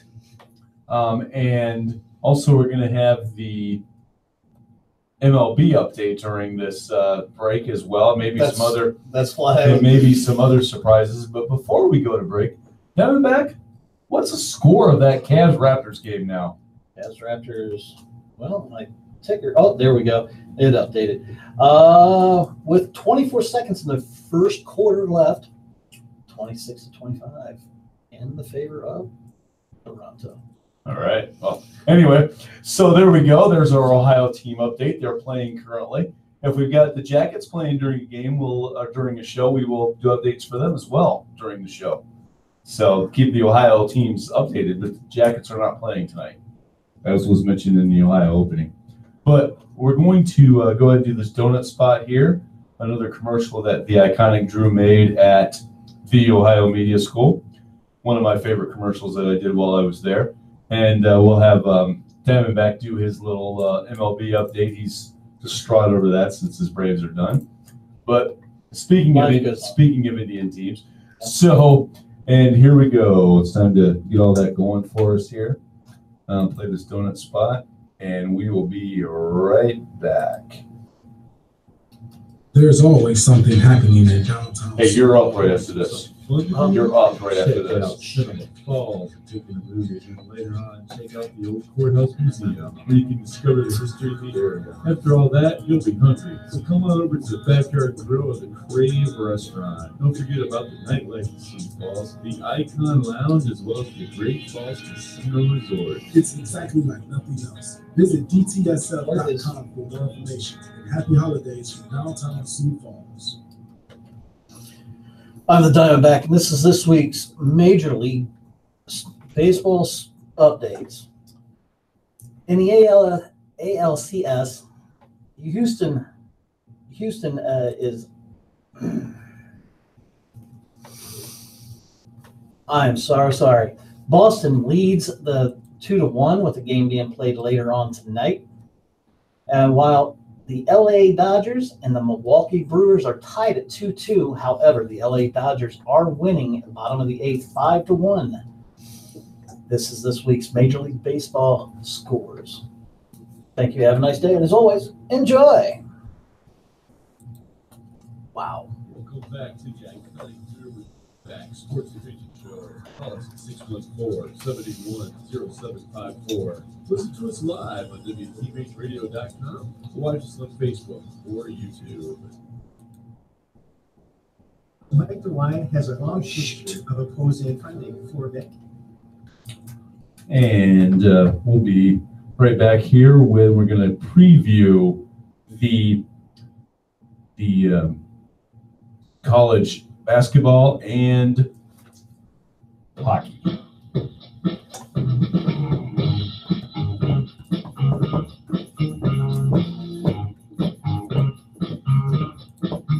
I like the song.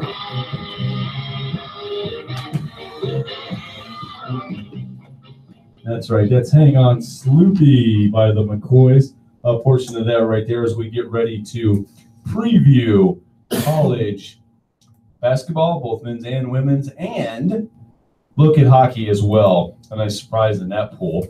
And so we'll get into that. But, of course, I had to play a little bit of that song right there. Folks, like I tell you, it's pretty funny to look over at Diamondback as we're doing that, as I'm playing the McCoys Hang On Sloopy, sitting there as the biggest Bama fan you'll ever meet. I love that song, dude. Singing along to Hang On Sloopy, which is one of the Ohio State songs. So how about that? We're converting him, folks. No, It's taking years, but he's getting there. He's a Buckeye at heart. Before I even knew that was He's a Buckeye at heart. He just doesn't want to admit it. So I was born here in Columbus. I know. Still rich for Bama. Gotta follow We all my have grandfather, issues. my father. Yeah, well, you know. So let's see where Alabama ranks in the NCAA men's basketball poll. I could have ended up a Kentucky fan. That would have been painful. Yeah, Except for during. Yeah, Go ahead. it's basketball. Yeah, because my dad's from Mobile, mom's from Raccoon, Kentucky. Raccoon, Kentucky. Yeah, Raccoon, Kentucky. That's a real city, a real town. It's a real town. Real town. Raccoon, Kentucky. Raccoon, Kentucky. Wow. I've learned something new tonight, folks. Raccoon, Kentucky. I've never been there. Probably never will be. Maybe, who knows? Maybe I'll drive through someday. You won't know it. I won't know it. It's that small. It's that small. Yeah. So during this segment, we are going to talk about a little preview for, we kind of thought about this and we're like, well, what's coming up next? You got, we're in the middle of college football season. The NFL's kicking. The NHL is kicking. It's just into its second or third week here, and the NBA is on the second day. So, we got some things going on in the wide world of sports, but you always got to look forward. What's coming up next in sports? Well, we're both big college sports fans. Yeah. And so we can talk about men's and women's basketball, look at the polls, talk about the teams that are in that, and talk about college hockey. Can't wait to get to that one. That's Big actually surprise coming up in that one. Yeah. A nice surprise for certain segment of the population anyway. Yeah. So we'll get to that in a moment. I went and I looked at the top 25 according to Dick Vitale. So we're talking men's basketball. Okay. Men's basketball. I was like, oh, wait, where are you? Oh, okay. Yeah, we're going to start with Yes, men's basketball. even I know who Dick Vitale is. And Cassinger has pointed out, a big Cass is back with us. He is back. Cass. He's back from his honeymoon, and Got to follow all that on Facebook. Looks like they had a good time. They went far enough south that they avoided Hurricane Michael. Nice. And were able to come back up once all that was over. And him and his lovely bride are safe and back here in the lovely city of Columbus. So you went on cruise then, I take it? No, they went down to, like you remember now, Cash Out South. You pointed out the Olentangy Braves. That's another Indian team. Olentangy, yes. So. And Dave wants to know what Pittsburgh Steeler was the MVP of Super Bowl 10. I believe that was Lynn Swan's turn. I might be wrong. You might want to double check me on that, Dave. But I'm pretty sure that it was Lynn Swan. And yeah, Big Cass is pumped for what we're going to talk about in hockey. So we'll get to all that in a moment. Yeah, I know, Cass. Isn't that great? So right now, though, we're talking about men's basketball and Dick Vitale's top 25. You've got some of your normal suspects here at the top. Kansas 1, Kentucky 2. Wow, imagine that. Tennessee 3, Duke 4, Gonzaga 5. It's no longer a surprise. No, they cannot sneak up on people anymore. It's no longer a surprise that the mid-major Gonzaga Bulldogs are a highly ranked team every year. And are always in the Sweet 16, it seems like. Somebody caught that beast and put bells on their feet. Telling you what, man, they are always competitive every year. And they're awesome. They're awesome to watch. The only time I do watch is during the tournament. Mm-hmm. That's the only time I watch. But I might catch highlights here and there. But that's something else we've talked about is the fact that the tournament being so big is taking away from the regular season of men's basketball, and it's right. true it has. And that's what we keep talking about every once in a while. We'll mention. We don't want to see college football. That's why I want to see college football stay at 4. Small. Yeah. But anyhow, moving on here, Michigan State is number 6. Nevada is number 7. North Carolina Tar Heels come in at number 8. Virginia 9. Villanova is 10. Kansas State's 11. Syracuse 12. Oregon 13. Mississippi State 14th. Auburn 15th. Whoa. Virginia Tech 16, TCU 17, UCLA is 18, West Virginia is 19. Meat Chicken comes in at number 20. Underneath Auburn. Yeah, Meat Chicken is 20. Florida State is 21st. 22nd is going to be Marquette, and then 23rd, the Notre Dame Fighting Irish. 24th is Florida. Did they change their number 25 is IU. 2 teams not mentioned in the top 40. Alabama and Ohio State. Yeah, neither one of us mentioned by. I was kind of surprised Ohio State was in the top 40, to be honest. It doesn't. Because of the recruiting they've had and the success they've had in that area recently. And they were a team that made it to the second round last year. By the way, Dave has told me I was right on my answer. Lynn Swan was indeed and he's taking the show off the rails now. Lynn Swan was indeed the MVP of Super Bowl 10 for the Pittsburgh Steelers. The mighty Steelers. Anyway, sorry, Cass. He just went away. So OSU not in the top 40. We knew Bama wouldn't be. Any surprises in there for you among those teams, or is it kind of the usual suspects? Usual. To me, I don't see anything there. Auburn does kind of shock me. Nevada kind of shocks me a little bit. Auburn's not much of Auburn's 15th. Yeah, they're not much of a basketball school. They really aren't. The ongoing joke is what does the loser of the Alabama Auburn game get? Season tickets to the basketball team. Yeah, yay. Wow, that bad. Yeah, that bad. So, yeah, I feel like, I do feel like it is a matter of kind of a surprise for me too. I was kind of surprised Auburn was in that list, even that high. I mean, I could see 25 or along with Nevada being number 7. I mean, maybe they got something going on out there that I don't know about, but Nevada at 7, that's kind of a shocker. Well, legalized sports gambling. And this is Dick Vitale. Of all the people in college basketball, he gets the most respect. Yeah, he knows it. He knows the sport. So that's his top 25. Like I said, he actually listed the whole top 40. And I looked through the rest of the top 40 to see if Ohio State or Alabama was in it. Killer's back, by the way. Mentioned. Hi, Killer. Welcome back. You were gone for the whole college football. So you missed out on your nap. You had to drive home. So congratulations on that, Killer. Glad you survived another day at work, too. Okay, so moving on. This is, like I said before, the Ferocious Bunny Productions presents hashtag, not hashtag here, Iconic Drew and Diamondback. It's the hashtag Saved the Crew phone line, 614-781-0754. That's 614-781-0754. Hashtag Saved the Crew. If y'all mentioned it earlier, if y'all missed it earlier, they're staying in Columbus. You know who's leaving? Precourt. Bye-bye. Bye-bye. Bye-bye, Mr. Precourt. We won't miss you. New ownership team. No, I won't miss him. He gone. He gone. Goodbye. Pack his bags for him. Maybe Diamondback could do that. Since you haven't been to Maffrey Stadium yet, maybe you could go there and pack his bags for him. Nice. So, no, we're talking about college basketball right now. right. Killer's going to be very excited about that. Yes. He can't even stay college football. We're talking college basketball. He's gone. So, but nonetheless, no, hopefully he's not gone. Now we get the NC2A Women's Top 25 to look at.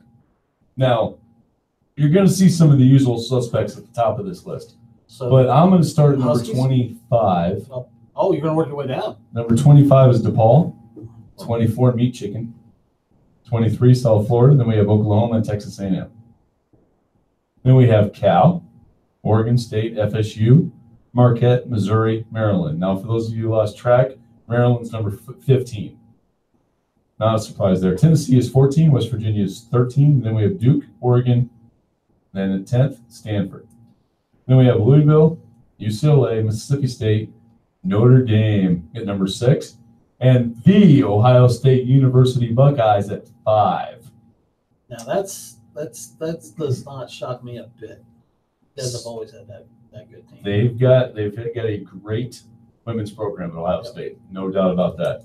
Then number 4 is going to be South Carolina. Number 3, Baylor. Number 2, Texas. Number 1, UConn. Not a shock. If UConn was not number 1, it would be a shock. That would be a shocker. They're hard to beat. They are a very good team always. They went, what, 2 years without losing a game? Yeah. And that includes the tournament? Right. Yeah. Their tournament? Yeah, that's Because just the amazing. tournament is men's. But yeah, the women's tournament was fun to watch too. I watch a lot of women's basketball. I like it. And it's not just because they're women. I think the reason I like women's basketball so much is because they play the game below the rim, the way it's meant to be played. Men are playing for highlights on ESPN. Let's be honest. Women are playing the game, passing the ball to their teammates, getting everybody else involved. And the way the game is played by the women is exactly the way Dr. Naismith, and yes, I can thank my 9th grade gym teacher for the fact that I know that Dr. Naismith invented basketball. And that thought will never, ever leave me. I will always know that Dr. Naismith invented the game with a peach basket and a big round ball. And that's how basketball was begun. So speaking of basketball, Diamondback, what is the score currently of the Cavs-Raptors game, since we're going to do Ohio team updates all night long? Second quarter, 7 minutes and 5 seconds left. 36 to 36. 36-36 with how much left? 7 minutes and 5 seconds. Am I allowed to say go Raptors? I think I am. You can say whatever you want. Go Raptors. Anyway, go anyone that's playing a Cleveland team, pretty much, in my world.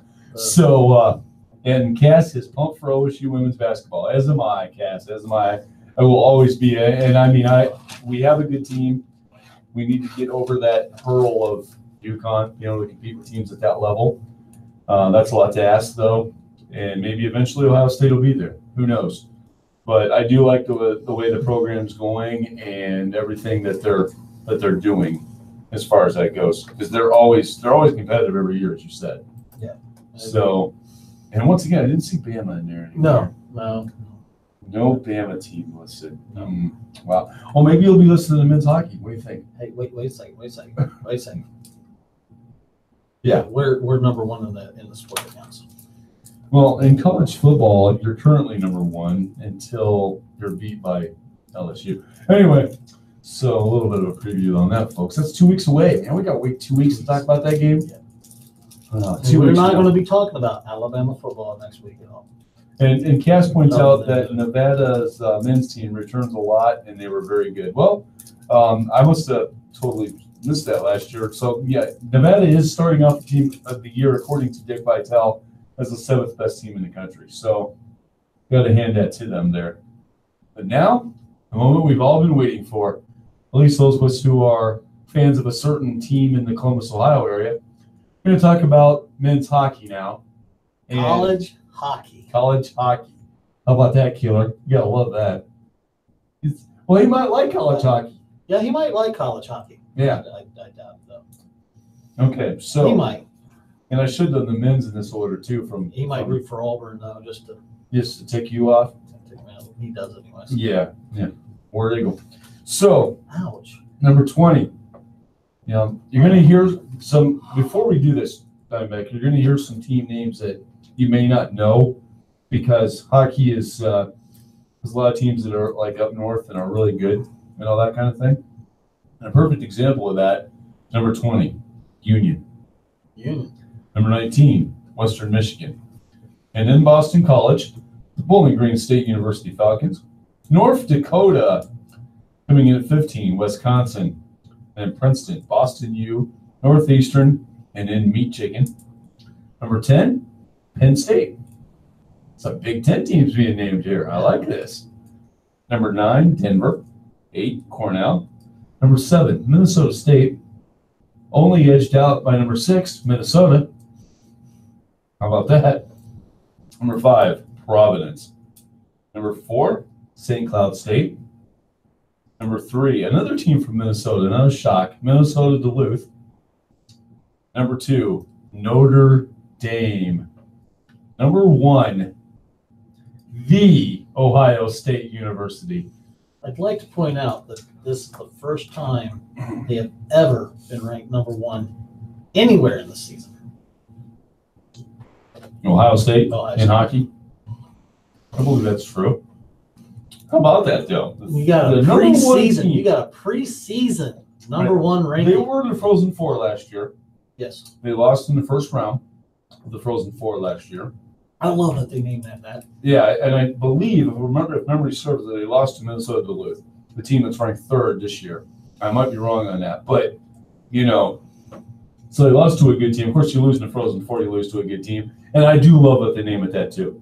The Frozen Four. That is a great name. It's just it fits. You're still getting the 2 Fs, Yeah. So that's like perfect. And Killer is chiming in.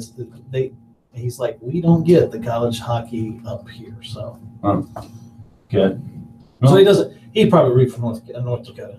Yeah. I didn't even know North Dakota had a college. Well, there you go. And they're actually, I think Division III in football are pretty good. Yeah. So, or Division I II. didn't know they had a college. I'm just Cass points out that all Big Ten schools but Michigan State is ranked going into the season. Every Big Ten school except Michigan State is ranked. Now, don't you guys? This is where my knowledge with college really goes away. Isn't the Big Ten a little bit bigger as well? And is he talking just the typical Big Ten teams? I think he's talking about all of them because you're right. There is a couple teams that get added in to the Big Ten in hockey. And I think there's even a couple that get dropped out in hockey. Right. So, because not all schools have a hockey team. Yeah, it's a little bit different with the way hockey is set up and for the Big Ten compared to their other sports. So, but once again, that phone line, folks, hashtag saved the crew, 614-781-0754. We have a call. I get a call. Hope it Hold goes on there, caller. smoother. Ooh. Ouch. Who do we have? Hello, caller. Hello, Yeah. caller. Try back later, caller. All right, definitely call back and try it again. Here we go. Here we go. This one. That's on the hook.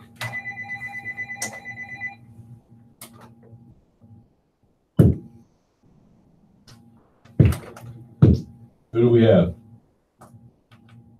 Hello, caller? Hello, caller. The caller has muted himself. Ouch. Or hung up.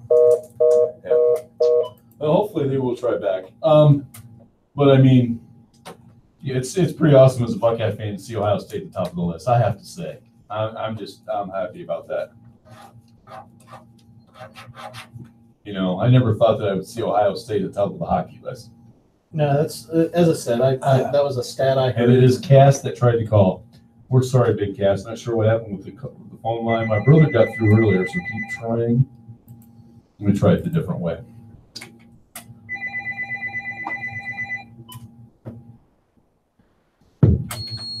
Caller, you there?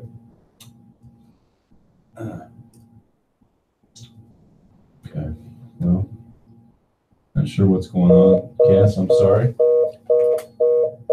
Yes, Kelly, that was funny. I just haven't had an opening to say it. All right. Move the phone closer to you, man, to where it should have a long enough cord it reaches up there. Ouch. This is Cass. Hello, caller. No, hang on about that. All right. All right, we're gonna have to call it quits on the phone line there, unfortunately. Figure out what's going on.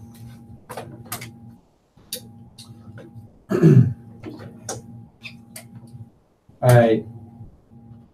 This is a Ferocious Bunny production presents the iconic Drew and Diamondback Sports Opinion Show. Having a little bit of technical difficulties with the phone line. Hopefully we can get that figured out here soon. And that's hashtag Save the Crew. Saved the Crew. 614-781-0754. And we'll be right back with the Diamondback rant. Oh, shoot.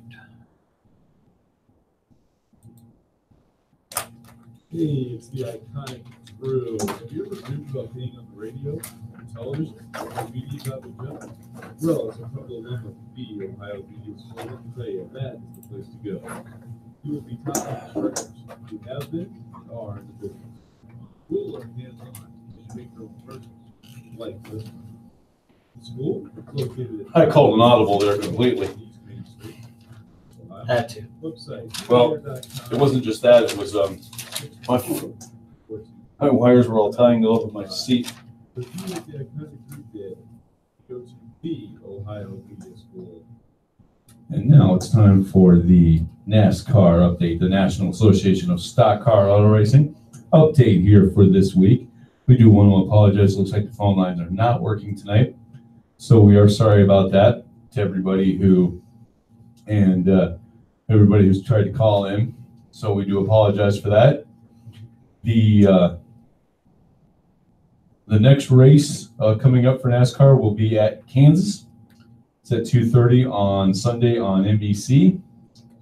And the results from this last race. Winner was Eric Amarillo. And the points now look like this. First place, Eric Amarillo. Then Chase Elliott, Kevin Harvick, Kyle Busch, Joey Logano, Kurt Busch, Clint Boyer, Martin Truex Jr., Brad Keselowski, Brian Blaney, Dale Larson, and Alex Bowman. So that's your NASCAR, the National Association of Stock Car Auto Racing update for this week. Like I said, that next race is at Kansas. It's at 2:30 on NBC. And now it's time for the Diamondback rant. Don't make me angry. You wouldn't like me when I'm angry. Everybody strap in! I'm sorry, Kat. I don't know what happened with the phone. I apologize. We'll check into that. The Diamondback rant.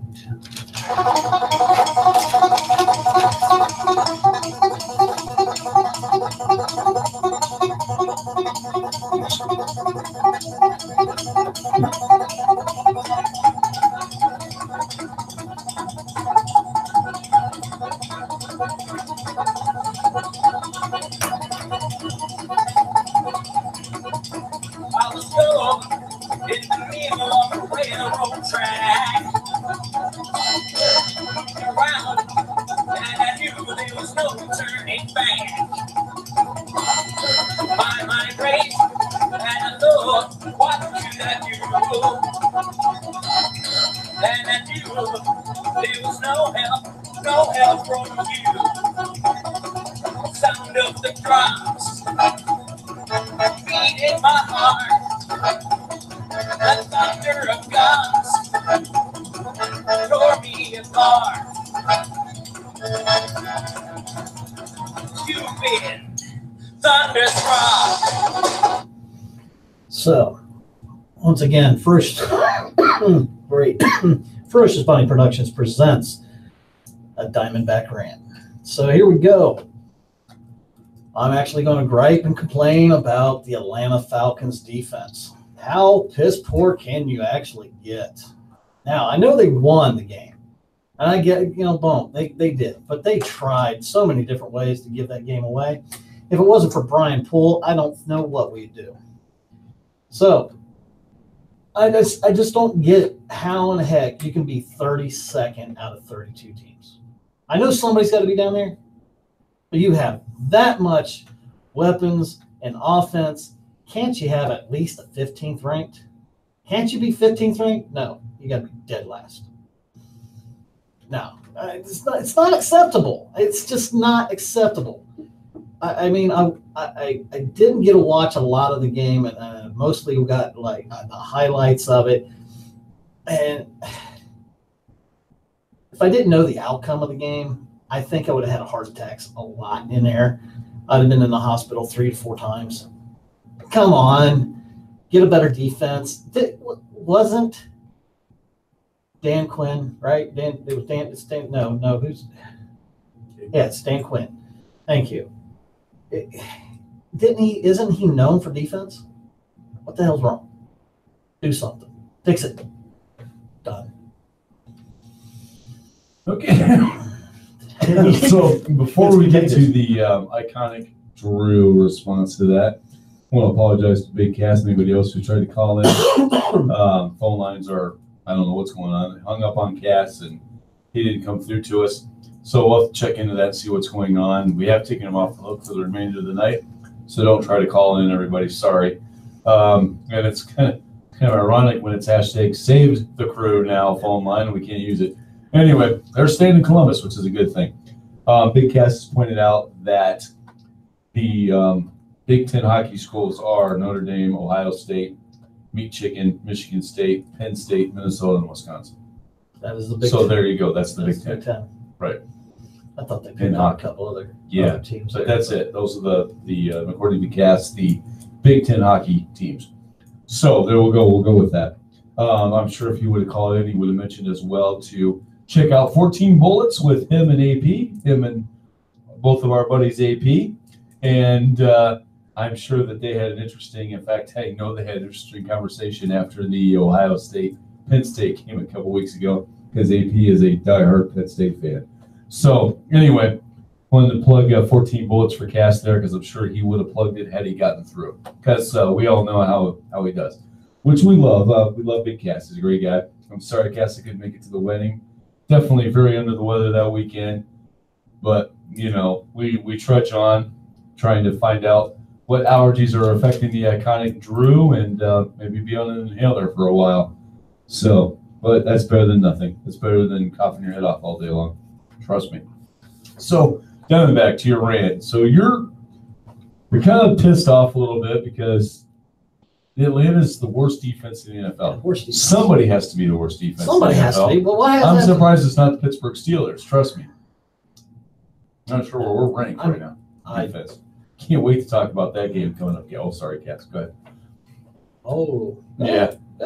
Yeah, we got a good game to talk about during the NFL last weekend, the National Football League. But anyway, talking about your Falcons. Okay, they're the worst team in the NFL. I'm surprised that pretty much. I mean, I don't need my glasses for this segment. I don't know why we just don't put every team at number 32. How does any team play defense in this league nowadays? The offensive pass interference calls have gotten out of control. The roughing the quarterback thing is ludicrous. I mean, I could rant about that right now, and it's not even my rant this week. It's about something else. I'm going to dive into the college football realm for my rant this week. And anyway, but how in the world does any team play defense in the NFL now? You got to pretty much lay down a mattress and a pillow for quarterbacks now, like you pointed out last week, Diamondback. You know, I mean, I was watching games on Sunday. I was just like, all right, time to hope my team can hold them to a field goal attempt because they're going to go 20-20 every drive. You can't stop it anymore the way the rules are set up in the league. No, it's difficult to play, but the thing is, other teams are figuring out how to do it, and they're doing pretty decent with it now. Granted, Green Bay, the player for Green Bay, he can't do anything right. I mean, it's Clay Matthews. Thank you, Clay Matthews. Clay Matthews. Yeah, he just seems like he's always. He even gets near a quarterback, he gets flagged. Right, as Big Cass just pointed out, you can't play defense. The penalties and new rules help the offense much more than the defense. No team can play defense in this league. Even the Jags haven't looked great on defense this year. I'm not saying that it would be the hits and stuff like that. You know, and I know they're trying to equalize everything, but it just seems like the Falcons just lay down right at the end of the game. How many times did the Buccaneers have a chance to come back in that game? Too many. Just too many. So you think it's more of a team thing for your Falcons than a role thing? I think it is. I think that they have not they're giving too much of a buffer to these players, and these players are just beating them on the routes, and they're not reading. Brian Perez said he had a great interception. He went up and he read the quarterback's eyes and just was able to get that interception, and it was. But you can't hang it on one, especially defense. You can't hang it on one individual. I know there's been several teams that have always made the joke that, matter of fact, I think it was for your Steelers a couple of years ago that I made the joke the guy can sit in the middle of the field and be over, 20 yards down and 20 yards to the left and intercept the ball. I believe you're speaking about Troy. Yes. Polamalu. Yes. My guy. Troy Yes. Polamalu was phenomenal. Him and his long hair. He was fun to watch in his locks, but he might have been penalized now because of that one rule we talked about. And he loved to crush quarterbacks. Yeah, I'm going to be bringing that up later on. I realize that. I feel like you're rubbing something on my face. But yeah, I mean, I think that Right. I do think that because of the new rules, it makes it easier for the offenses. It does make it easier. It's an offensive league now. They got it. Which fantasy owners love. Fantasy, yes. So if you're into fantasy football, which I did not do this year, and after last year's results, should probably never attempt again. But I think that if you look at the scoring being up in the league, I think the NFL likes that. I think it's what the NFL wants. They want these 33-30 games, these 43-40 games, these games where the scoring in 2021, where the scoring is out of control, high every week. We got high scoring games. We'll get to that in a few minutes here. We got high scoring games, and they're all over the map. You got the sitting here looking at it. I cannot find the actual stats for the defense. I've been trying to find it for a while. Here we go. Defense, 31st in points, 30th in yards given up, Okay. 29th in passing yards, and 24th. So I mean, no, they're not. What are they now? 2-4. They are 2-4. Yes. So 2-4-0. 2-4-0 because you got to throw that tie in there with the way the season's gone. Yeah. We'll see. I like to throw that tie up on my face every week, and I'm okay with that. Diamondback. It's all right. It was a tie. It's all right because we're going to lose to the Cleveland Browns. I'm calling that one. Tie the Browns. Wow. Anyway, so you're calling that right now. You're going to lose to the Browns. We're going to lose to the Browns. Yeah. We're going to get to the Browns here in just a little bit. We'll Yeah. get to all the teams in the league. But the league, the National Football League. So, but real quick, association update. Ohio teams, what's going on with the Cavs right now? Cavs. Well, halftime. All right, halftime score. 60-47. Your beloved Toronto Raptors. Not my beloved Raptors, but anybody playing a Cleveland team already. Your beloved team that plays against Cleveland. So there we go. The Raptors LeBron. are up by 13 points. Cavs might be heading 0-1 to start the year. We will see. The LeBron James-less teams. There you go. But I do think that, like I said, I mean, the biggest problem for any defense in the NFL is the rule changes. It does benefit the offense. The Falcons, it sounds like, maybe need to do some sort of difference as far as maybe a scheme difference. Have you noticed anything wrong with the scheme of defense they're playing, or is it just in general? They're just leaving too much of a buffer between them and their who they're covering. Okay. You know, there's always leave that buffer and close the gap. So they're trying to keep the offense in front of them. Right. And they're just being beat. Now they take them down pretty quick, but you're getting beat. You can't close the gap a little bit. Take the chance, take the flag. It's kind of a game of give and take there. Do you want to give up the yards because they made the pass, or do you want to give up the yards because you were stupid? And it's kind of it's. And you were asking, by the way. I think you were asking. No. There we go. You actually don't have a bad, your yards rushing and defense is bad, 26, 88.7. Oh, okay, for the Steelers. Steelers, yeah.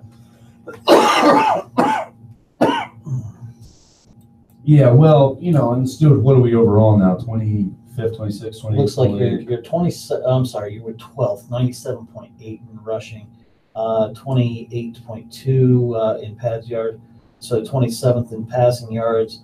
You're 21st in yards, overall yards, and you're 22nd. So you're hanging right around there at 20. Okay.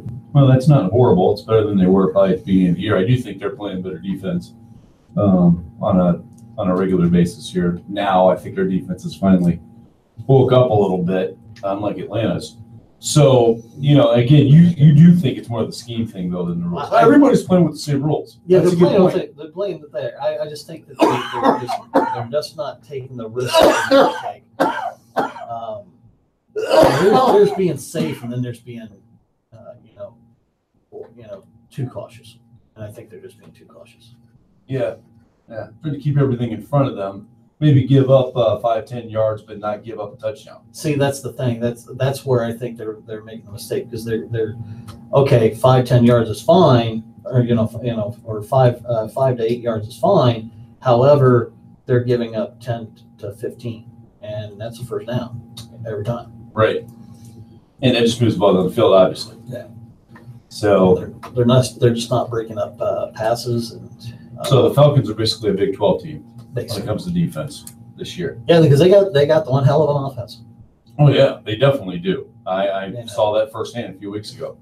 So it's amazing, that you have all those weapons.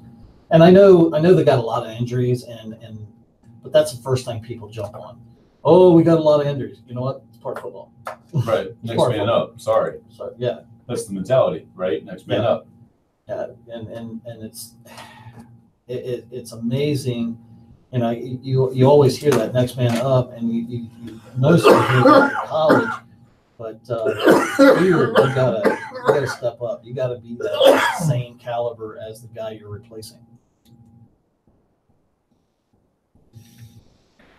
And the Killer's chiming in, giving me a little bit of a stat here. Cavs are shooting 33% in the game right now. Oh wow. Yeah. So. Well, they don't have LeBron James, and it's going to be a struggle for the Cavs this year. They, unfortunately, will fall down to the level of my team, the Pistons. They'll be at that level because of losing James. You don't think they're going to make the playoffs? I think both of those teams could make the playoffs because the East sucks. The East has two good teams, Toronto and Boston. That's it. Toronto? Toronto. You You wouldn't say Philadelphia 76ers. 76ers got to be really bad last night. And with all apologies to AP, okay, yeah, maybe the 76ers could be the third team mentioned in that. But I don't see a fourth good team. Who did I say so far? Boston, Toronto, and Philly. That's it. Nobody Yeah. else. The rest of the teams that make That's the the playoffs. only two teams I see. But The rest of the teams that make the playoffs will be fillers. Because 8 teams have to make it. So the NBA, I mean, the East is going to be, first couple rounds of playoffs are going to really suck this year. So unless you're watching the West, because that will be fun out West. Anyway, enough on the association right now. Back to the National Football League and the Diamondback rant. Well, Diamondback, I can certainly understand as a fan why you would want your team to play better defense, make tackles, play a better scheme, adjust to the rules, all of that type of thing. they just don't. They just, as I said, they look flat. They Yeah. really look flat. I mean, your Steelers exploited everything about that. You know, what was that a couple weeks ago? But of course, I'm just kidding. Go ahead. Yeah, no, it was sad. You know, In your opinion, I loved it, but because I didn't want to come in here after a loss. That would have been fun. no big deal. I mean, so that you had to wear exclusion for an hour of the show and continue to die. The phone lines are down, people. Hashtag saved the crew. Phone lines are down. Yeah. So, And that's the big news of the night. The crew are staying in Columbus. Columbus Not going anywhere. Precourt's leaving. He's going to get a team in Austin. He's going to name the asshole. And he's going to have a team down there by The Austin 2021. Assholes FC. By 2021, he'll have a team. Till then, he's going to just live in Austin. I thought about this a couple weeks ago. I was sitting there rooting for Texas in that Red River rivalry. Mhm. And we picked different on that game. You picked Oklahoma. Texas did pull it off, but not while I was pointing this out. During that game, I was sitting there thinking to myself, wow, I'm rooting for the people that are trying to steal the crew. Wow. And that kept popped in my mind. And this is how much hashtag Save the Crew is meant to me, I guess. That's a definite shocker to the brain. I could care less. I'd take the loss. Either way. Yeah. But that's not why I chose Oklahoma. I thought Oklahoma would win that. Yeah. I know you picked against it because of Boston. I know that's why you picked that. Oh yeah. Yeah, that's why. Hashtag save the crew. It got in your way. Got in the way. Right, which is understandable. I mean, Diamondback will get your butt in the seat, and eventually you'll make a game. But a good rant this week. I enjoyed that. So when we come back, we will have the iconic Drew rant. Of course, it is brought to us by Todd's Barbershop. So we'll be playing Todd's commercial during this set. Commercial that I made for him. If you go into Todd's Barbershop, you will see a little setup there for the iconic Drew and Diamondback. And Located in the bathroom. No, it's still on his shelf. Yes. It's in a very noticeable spot. Yeah. I mean, he wouldn't throw us under the toilet like that. No, Todd's nice. Todd's a good guy. It's there for extra toilet paper. Wish we had a golf story this week, Todd, but we don't. We don't. I mean, if Tiger Woods didn't win, I'm not mentioning golf. So. Really? Hey, Tiger's the man. He's back. No, he's not. He's back. No, he's not. Yes, he is. Todd, he's Then back. Why didn't the U.S. get the Ryder Cup? Because he had 3 other people to count on. He didn't have good teammates. He didn't even do that well. That's not the point. That is not the The only point. hole in one he got was when he hit it in the water. Well, that was a good shot, though. Some would say it was iconic. Oh my gosh. God save us. Get a haircut and get a real job. Are you eating Shaggy? Yes, Kelly, I agree that the song is way too long. Every time I need a haircut, It's a work in progress. I wanted to change some things. As you know, YouTube was down yesterday. Sometimes even topics get all should be out a of my kind stuff. of group and cast of characters, sports opinion show. Todd has But been good how at did that come over his very first, he really here? gives his Was it, opinion on sports and was it anything good else. loud? If you want to get a great haircut at an old-fashioned barber shop, go see Todd the Barber at Todd's Barber Shop. Barbershop, located at 3867 Latimer Street, Hilliard, Ohio, in the heart of downtown Hilliard, near Columbus, Ohio. Hours are Tuesday, 2 p.m. to 6 p.m., Wednesday, 9 a.m. to 4 p.m., Thursday, 9 a.m. to 6 p.m., Friday, 9 a.m. to 4 p.m., and then on Saturday from 7 a.m. to 1 p.m. Closed on Sunday and Monday because Todd is a family man. So if you need a haircut, do what you have to do with somebody you. was at his chair today. Todd at Todd's Barbershop.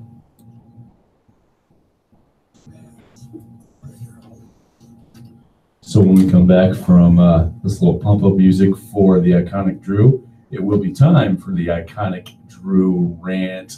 What will he be ranting about? Well, only time will tell. Got to come back after this and find out.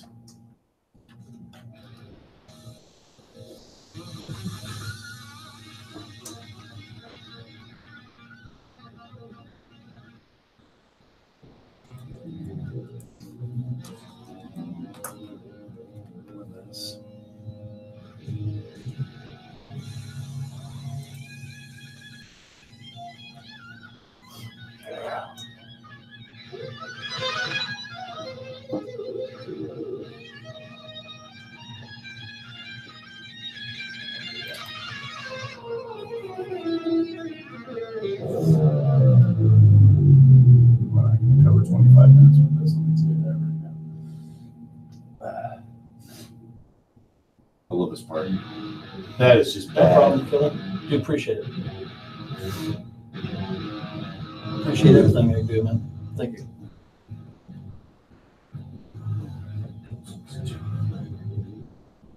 Welcome back, everybody, to the Ferocious Bunny Productions presents the iconic Drew and Diamondback Sports Opinion Show. And once again, we do have hashtag Save the Crew phone line, but the phone lines are down. We do apologize for that, and I'm sure what happened there, but it's okay. We'll get through the remainder of the night. And you can follow us, though, on my Facebook page and across all of the mediums. And watch us on all the YouTube channels, including LMS Diamondback and LMS.Diamondback, along with, Mike's on, along with, it's my rant time. And so along with, as well, the iconic Drew and the WTMHradio.com, sponsored by Unplugged Magazine. So let me get into my rant a little bit here. Couldn't believe this when I heard this the other night, and I've heard it all season long. I'm going to call out our friends over at 97.1 The Fan. They get to broadcast Ohio State Buckeye football games every week. Their job is to broadcast Ohio State football. I would love to have that job. And what do? Every time Ohio State gets assigned a late game, they bellyache about it. They bellyache because they got to be up late. They got to, I'm going to be up too late. It's too late in the day to get started. I want a noon kickoff every week so it's over by 3 o'clock. What, are you kidding me? Are you kidding me right now, 97.1 The Fan? And all your personalities over there? For crying out loud. Let the iconic Drew do that game. Call those games. I don't want to take the place of Paul Keels because Paul Keels is the man. But when it comes to the rest of you clowns over there, how in the world do you think you can sit there and bellyache about that? You have one of the best jobs in the world. You get to call the number 2 team in the country, soon to be number 1, the number 2 team in the country, and talk about them every week. You get to call their games. You get to be at their games. You get to see all their games live. And it just says you got to stay up late. Oh, poor babies staying up too late. I feel so bad for you. Like I said, let the iconic Drew take one of your jobs because I would love to call Ohio State games every week or be part of that production and not have to listen to you guys bellyache about a late start. It's 7:30 for crying out loud. You're grown men. Wake up. It's okay to stay up late once in a while. So you got to get up and go to church early in the morning. So do the rest of us. Quit your belly aching. Just love the fact that you have a great job, and there are people like me who are envious of that job and wish I was doing that job. Someday maybe I will be. I can guarantee you I will be belly aching about having to stay up late to cover the Ohio State University if I ever get to do that job.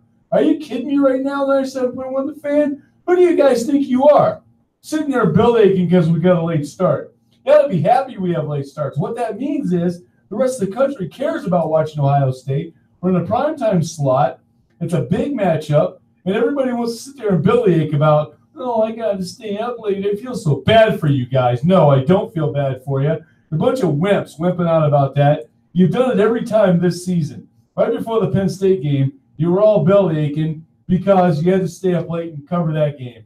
And then you started doing it last week when the Purdue time got mentioned. 7:30 p.m. kickoff. Oh, no, I might be up to 11 midnight. I don't know if I can make it. Quit being wimps. Crying out loud, you get to cover the Ohio State University, the best team in the country, and you're going to sit there and whine about the fact that, oh, I got to be up late. Get over it. Crying out loud, you get to cover the team, and you want to whine about the time you got to cover them. I want to be in kickoff. Well, guess what? You didn't get it. We got Purdue. It's a blackout. They're going to come after us, and you guys better be ready to call a great game. Let me tell you right now, tired of listening to you guys bellyache about this at 97.1 The Fan. Calling all of you out right now. Quit it. You got great jobs. You got jobs that all of us are envious of, those of us who are just getting started in the media business. I would love to cover the Buckeyes every week. Are you kidding me? That would be a phenomenal job. But you're going to bellyache about the time? Crying out loud. That's ridiculous. I'm done. That was a meatball. All right. Well, Diamondback's back. all right. So, upset that they have a late kickoff. Like he asked the SEC to come up here and play in the cold. You make this about the SEC? Hold on. Hold on. Wait, You just give me a second and let me go where I'm going with this. Wow. All right. Now, why don't you go out to the Pac-12 area and play a late game? Oh, you don't want to do that either, do you? Well, I'm sure they wouldn't want to do that. Oh, no, they don't. 10:30 p.m. kickoff? Oh, they'd really be whining about that. They would be whining about that. But also, that would also hurt Ohio State even more. That would hurt the Buckeyes because they're not used to that late of a kickoff. Right. Well, it's actually a 7:30 kickoff. It's a 7:30 their time. Yeah, 7:30 our time kickoff. What? No, I'm talking 10:30 But kickoff. I'm talking 10:30 our time kickoff. Yeah. Right. You know, so I'm just pointing it out. You know, and that's all I'm making that about. I'm not making it about that. I'm just saying, what happens if you go and you play Arizona and you get a 10:30 kickoff time because they want it in their prime time? Yeah. Right. And that would only be right and respectful if that's what they want. Right. Now I know the times are not set until the week of. Or sometimes the week before, but it depends when those. And this announcement came out last week. I think it was Wednesday, and actually it was last Wednesday of last week. I was on lunch, and then I was driving here and caught a little bit of them, and they were all whining about, oh man, we got another late start coming up, and I'm like, guys, you get to cover Ohio State, and you're gonna whine about what time it is? Okay, For real. so, and two, every time I turn on the 97.1 during game day, Yeah. there's, unless there's a bye week, what are they doing? They're basically tailgating the whole entire time. Oh yeah. I mean, who wouldn't want to do that? What we thought we were going to get to do this Yeah. year.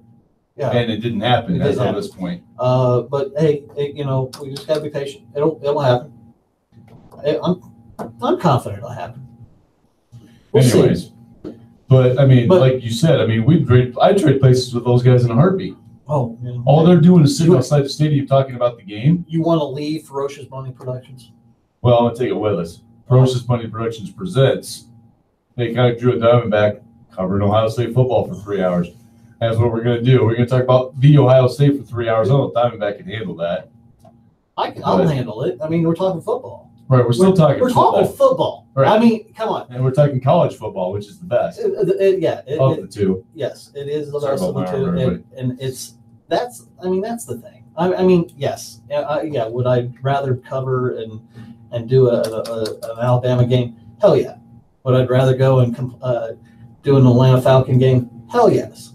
But are you going to complain about the time? No, I'm not going to complain about that. I don't get it. I don't understand these guys. Do they not realize they have one of the best jobs in sports? I mean, okay, the person who has the best sports in college football It's Kirk Herbstreit, hands down. I mean, are you kidding me? He goes to whatever game they're doing that week is where they broadcast from. They talk about football for 4 hours every Saturday morning, and then he goes to his ESPN van and watches games all day long, and then he ends his day by calling it the best matchup of the week.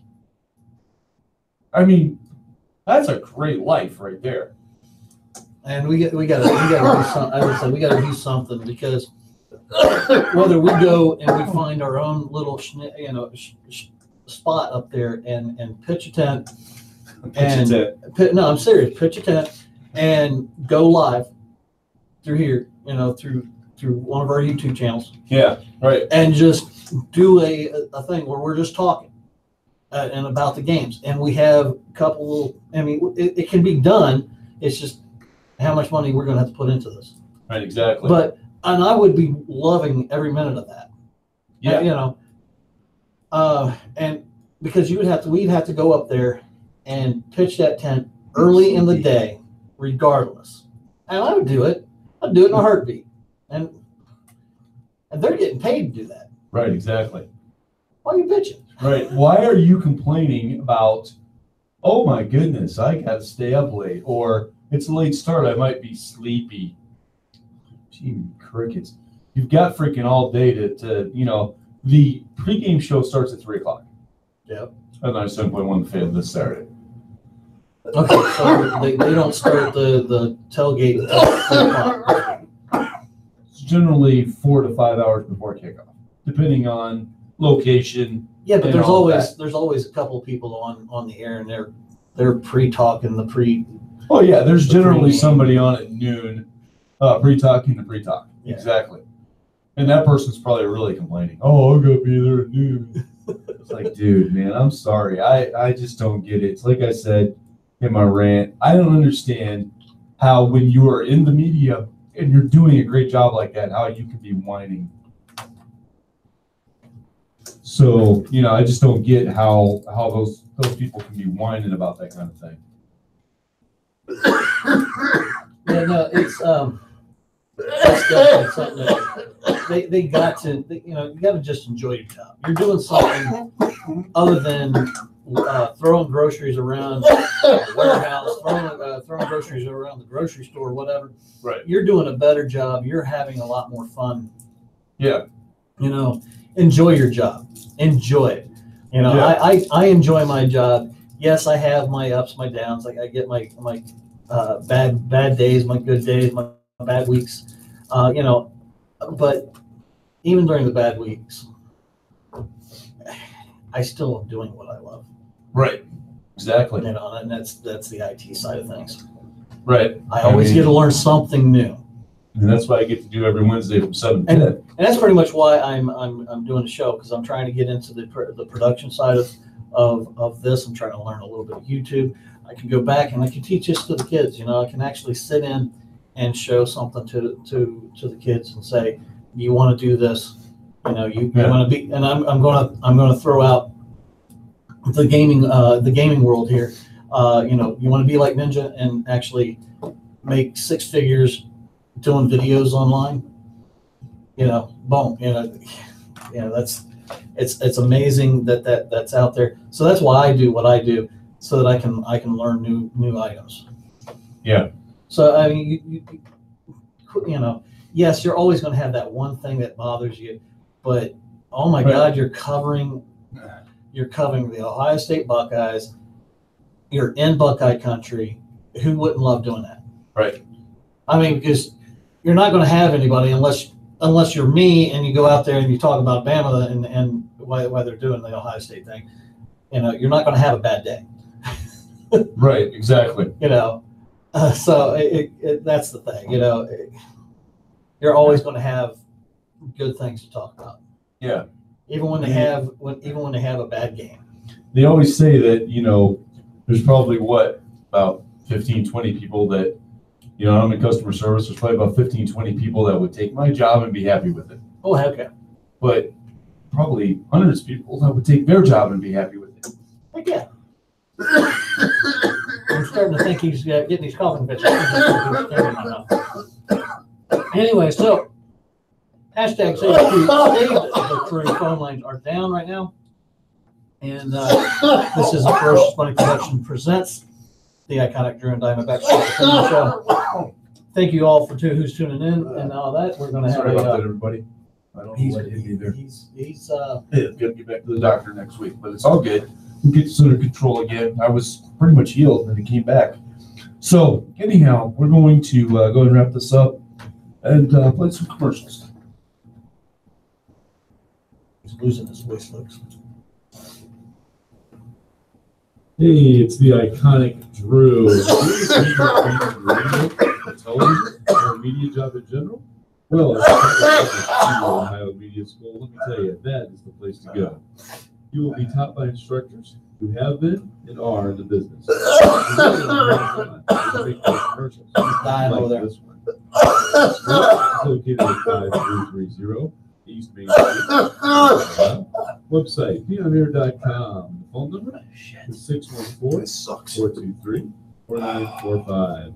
So do what the iconic Drew did and go to the Ohio Media School.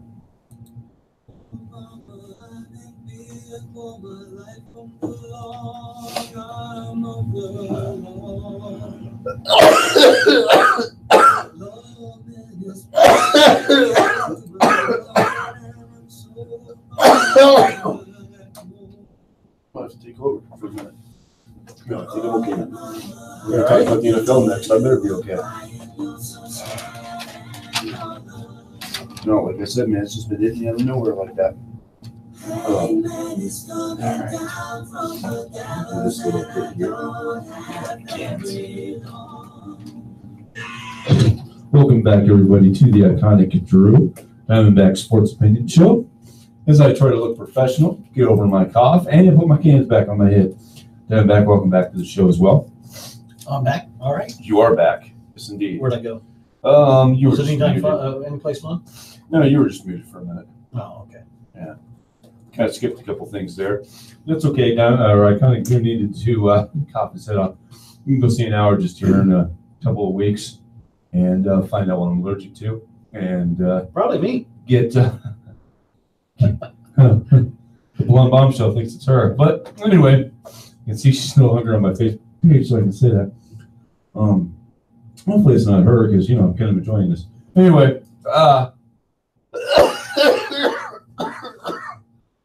Hashtag saved the crew phone lines are down. Andy's confused. Why am I confused, Gary? Anyway, so Andy's, okay. I'm reading this my Facebook page here, and it's basically a conversation that's going on between the blonde bombshell and David. And they've known each other for like 20 years or so, right? Okay. So they're just kind of writing each other back and forth using my Facebook page as the medium to do so. Oh, Which I guess is okay, but it's kind of like, really? And I've also noticed, as we get ready to head to the NFL segment, Big Cass has disappeared. I'm surprised by this. The Bengals fan has disappeared. the Bengals fan? He's gone. Why would he go? Why would he leave? Why? Oh, wait. We'll get to that. You're about to tell us, aren't you? We'll get to that in a moment. Uh-oh. We got to take the games in order.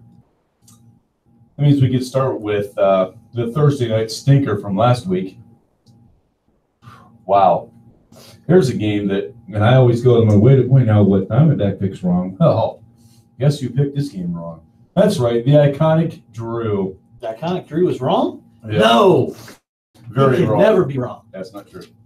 Except when he's talking to or having an argument with Carrie. Hey, let's not go down that road. Then he's always wrong. Let's not even go down that road. But no, seriously, let's not go down that road. Wow, I can't even believe you said that, man. Hey, it's all in good spirits. We have not mentioned the first annual WTMH Radio Music Awards show yet tonight. That's going to be on Saturday, November the 10th. Red carpet's at 6, showtime's at 7:30. Voting is done. Nominations are done. I don't know about, all that's done. So, but go ahead and go to that on the November the 10th. Yeah, kind of like Drew will be wearing a Steeler tie in honor of the tie, the Browns this season.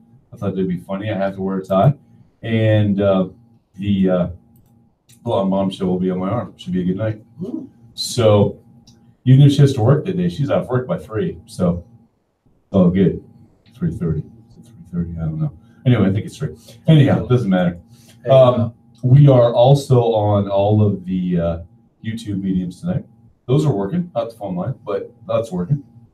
So, but now let's go over the games from last week, and we got plenty of time to talk about all that. Do you want to know the latest on the association local team? I was going to wait for a little bit, but let's go ahead since you mentioned it. Okay. The Raptors are winning 87-69. Wow. Go Raptors tonight. We will always do Ohio team updates when they're playing on Wednesday nights. Okay. We can do that. I don't see why not. Once again, I am going to say it again because I actually love saying it. Hashtag save the crew. That's what I like saying. Phone lines are down. I don't like saying that part. Yes. So, anyway, the first game of the week last week, a stinker of a game, should have been much better. El Gray, you might want to tune out if you're listening in right now. El Gray is a diehard Giants fan. But the defending Super Bowl champion, Philadelphia Eagles, beat the Giants 34-13. Just like to say, called it. And yeah, he called this one, folks. He got this one right. Man, what's wrong with the Giants? Let's talk about them I for a told minute. you at the beginning of the year, they suck. So that's what's wrong with the Giants. They All right, just Keller, suck. you have a good day, man. You be safe. 3, 4, 5, Score a goal for me. 9. I don't know if you can score. And he said before I can go to a Blue Jackets game, he's got to teach me how to about the game. So, and the funny thing we're going to do for that, we're going to play hockey on the little game systems out there. Or he's going to play it, and I'm going to watch him on Twitch. He's going to teach me. So he's going to teach you about hockey. Via Twitch and him playing hockey on the PlayStation. Well, that's better than nothing, and you might actually learn something. I might, since I'm going to be Yeah. learning from a Canadian. Right. I might learn something. Yeah, so are you basically saying because he's from Canada, that he knows how to play hockey? Hey, remember, we're big in Canada, so be careful with that answer. It's our there, second biggest city. It is the second biggest market. No, I know. I mean, that's what I'm giving him. I might actually learn something by him being from Canada. Well, I think so. You like hockey, eh? Okay. Yeah. Yeah. When you go to your first Jackets game and get your butt in the seat over there at Nationwide Arena, you go to a game, they play that little, they like hockey thing. It's really cool. It's really cool. So anyway, the Raptors are beating the Cavs right now. They're heading 0-1. The LeBron James-less Cavs are heading for a horrible season, which I'm fine with. Anyway, so let's go back to the National Football League now. The first game listed for Sunday. Oh, I want to go back to the Giants for one moment. There's talk of benching Eli Manning again, and we got plenty of time to talk about all these games. Yeah, So let's do that. I know we do. And you know what? I'm going to pick on the fan here. You know, they sit there saying this just in, Eli Manning sucks. No, not really. He was decent for his time, but I think he has been spent. I think he's spent. I don't think he sucks. I think he's just been spent. Yeah. He needs to do like his brother and do commercials for Nationwide Insurance with his brother and be part of the band. Part of the band. I'm not a band. We're a band. We're a band. That's a great commercial. We're a band. You can just feel it. We're a band. It's awesome. So anyway, first game on Sunday. The Pittsburgh Steelers travel to Cincinnati. Where you at, Cass? I don't see you there now. Travel to Cincinnati. The Pittsburgh Steelers win. Calling Cass. Please tune in, Cass. The Steelers win 28-21 in a fantastic game. In this game, I did take the Steelers, and you took the Bengals. I did take the Bengals. I know. So there you go, which is not a bad pick actually going into it. No, I mean, I knew you wanted that, and that's pretty much basically why I chose the Bengals. It wasn't not. But you're absolutely right. There was no bad pick before the game, only a bad pick after the game. Right. And even then, it wasn't a bad pick. It was a close game and a very good game. But the funniest moment of the week, which I was going to mention during the Ohio teams, the opening segment of the show, but I forgot to mention it because we were so excited about the crew. Hashtag saved the crew. So we didn't get a chance to mention this. There was a play in this particular game where Big Ben threw a pass, and it got tipped around by a couple of people, and Big Ben caught it. He rushed for a -1 yard on the play and got tackled, which counts as a sack for, I believe, that was a sack for the Bengals and a completion for Big Ben at the same time, on the same play. So there's something wrong with that. There's something wrong with that. I mean, no, that should be called a completed pass. Yeah. He should be a receiver at that point. Right. I don't think it's actually a sack. I'm being sarcastic. Oh, when I say okay. that. I'm Being glad. I'm sarcastic, glad you you. know. I'm glad you emphasized that. I thought you were being serious there for a second. No, come on. Come on. Seriously? I fooled Hey, you? you know what? I fooled the Diamondback. They fooled me. I thought no. I cannot. No. So, yeah, that was a funny play. Ben drops back to pass. He's about, 3-4 yards behind the line of scrimmage. He throws the ball. Perfect spiral, by the way, because he's Big Ben. And he gets tipped, batted around by a couple different people. He dives, catches the ball, and goes to the ground and gets tapped. It was a 1-yard loss. So it will read on the stat line. So he got tapped. So it's roughing the passer. Right, exactly. And the receiver. It will read on the stat line as Roethlisberger to Roethlisberger, -1 yard. And his receiving yards for the game finished at -1. It also took it 1 yard off his passing yards. Well, yeah, that has to happen. Right, exactly. Because he caught the pass. Thankfully, because there was a couple of Bengals diving for So it too. I want to know whose fault it was. Was it the quarterback's fault or was it the receiver's fault? Well, the ball never got near the receivers. It was the offensive line not getting the defensive line down. That's what I'm getting at is, normally the receiver will get yards after the catch, but this time he did not. Yeah, I see you're on my Facebook page too. Yeah. So how about that? Jim Bates. So Diamondbacks. So I need to chime in too. Are the Steelers overrated coming into the 2018 season? Dave wants to know. I think they might have been slightly overrated coming into the season, but I do have to like the way they're playing defense now, and that they're playing a little better. This particular game against the Bengals ended with a great play. The got that music. Sorry. the Steelers were behind 21-20 to Cincinnati, and perfect pass from Ben Roethlisberger to Antonio Brown for the go-ahead touchdown, make it 26, and they got the 2-point conversion to make it 28. 20-21 the final. And they got that play there. A lot of people after the game were calling, especially Bengals fans, were calling for that to be a pick.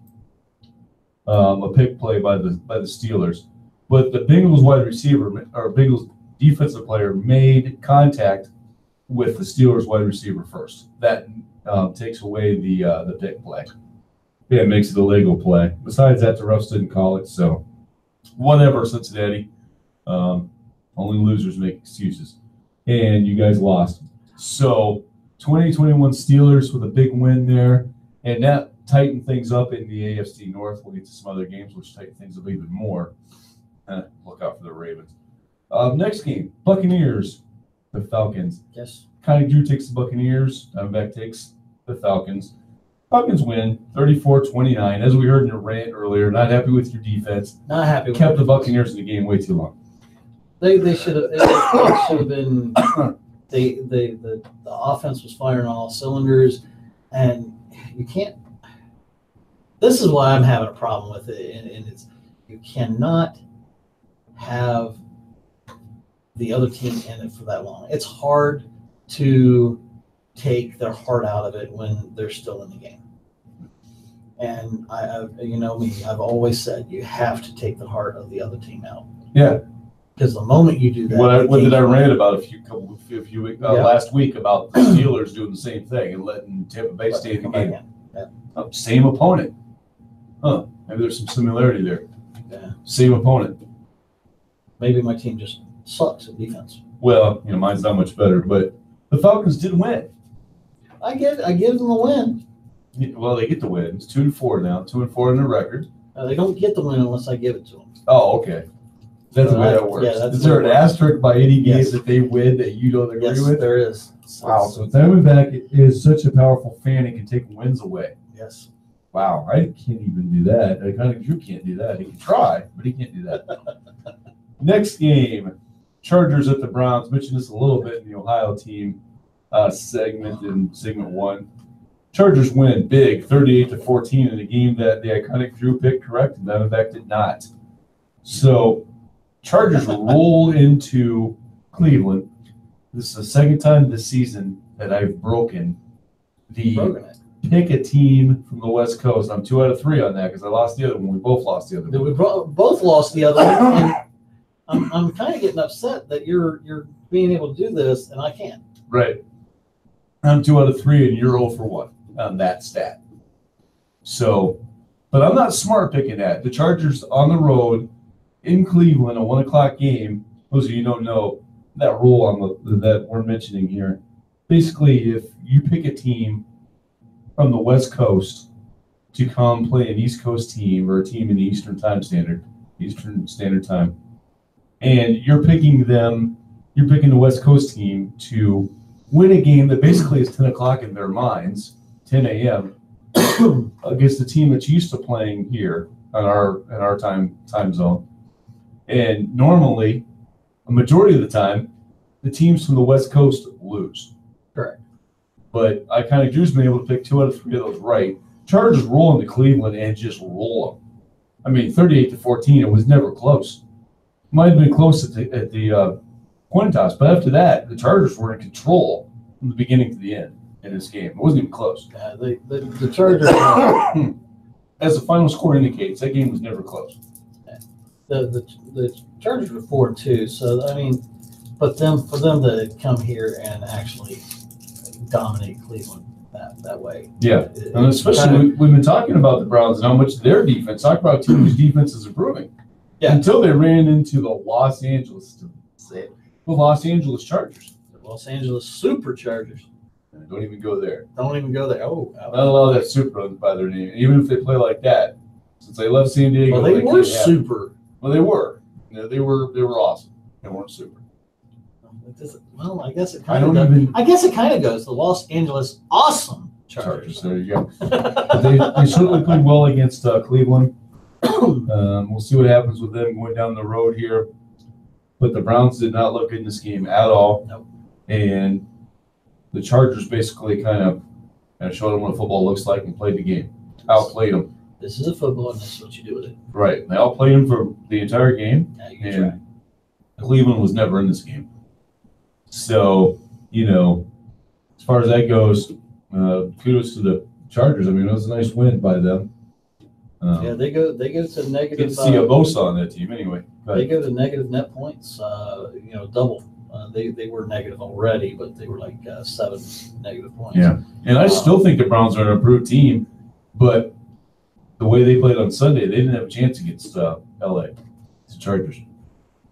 So the next game. By the way, that means that Pittsburgh finally broke that tie. Right. Yeah. So the next game, Seahawks and Raiders. This game played over in London. Most of us didn't realize that because of a 1 o'clock kickoff over here. So that would have been like 10 hours. So yeah, that would have been a late game for them. That's 11 o'clock kickoff. I certainly hope the people that covered that game weren't whining about it. 97.1 would be crying about. Yeah, if they were over there, it would not have been covered probably. The Seahawks lost to the Seahawks beat the Raiders 27-3. I picked the Raiders, and Diamondback picked the Seahawks. I think I'm done with the Raiders. I'm like you now. This is a game that, the team I picked didn't even show up. They stayed back in Oakland. Yeah. They're thinking about their days in Las Vegas. Yeah, they might be. Well, they might be just doing that, but God, I hope not. I mean, as I said, I picked against the Raiders, and I at the beginning of the season, and I told you it was a hard pick because I hate them. Just don't understand, but that's okay. Go ahead. Now, maybe after they move, because I kind of like the sound of the Las Vegas Raiders. Yeah. It just rolls. It rolls off your tongue. It sounds perfect. But I think it's because, Oakland, LA, and you never move your stadium. Yeah. Right. You just change the name of the team or the first part of your team name. Right. Just pick a place. Yeah. Pick a team. Well, I hated the Raiders when they were in LA. And then went back to Oakland. I was like, okay, I can root for this team again. Yeah. And now John Gruden's there, and I was like, this team's going to be competitive. They still suck. So you cannot put this on Mac. You cannot put this that Mac. No, I'm sorry. You cannot put it that if Mac was there, they'd be doing a hell of a lot better. Really? Because what did we just say? What did we just say about that? Defense. How great is the Bears defense? We'll get to them in a minute here. Yeah. Although they're the next game. So go ahead. Things didn't go so well. Might be a good segue there. The Bears lost to the Dolphins in Miami. Yes. In overtime, 31-28. No tie there. We both took the Dolphins in this pick, so no fun there. But it was a tough pick for me. I really, really was back and forth on this pick. I almost took the Bears, or lost, of course, but almost took the Bears because their defense is so good. And Mac, I'm sorry, this is where I disagree with you, Diamondback. I do think the Raiders have suffered from losing Mac. Their defense is just they're not a good football team right now. It's not just one player, though. I agree. It's not one player, and that's what I mean. I like their quarterback, the Raiders quarterback. So you're saying they're I'm just going to flat out ask you: are you saying the Raiders are a 2-3 team, 3-2 team with Mac? When are they now? 1-5. I think they have at least one more win. So he's made that much difference with the Bears. The Bears are competitive every week. Why? They have a solid defense. And just that goes out to you, Matthew, my nephew. The Bears are first. I mean, Green Bay Packers are 3-2-1, where they're 3-2, so they got a better percentage. But we're looking at. I mean, 96. I mean, their net points are 43, where the Raiders' net points are -66. Yeah. I don't see how one player can change that much. Well, the Raiders don't have a defense at all. And even Gruden said it when he traded him. He was like, our defense sucks anyway. Well, yeah, now your defense is worse. And now your defense is worse. So you just traded away your best defensive player and you expect to be better?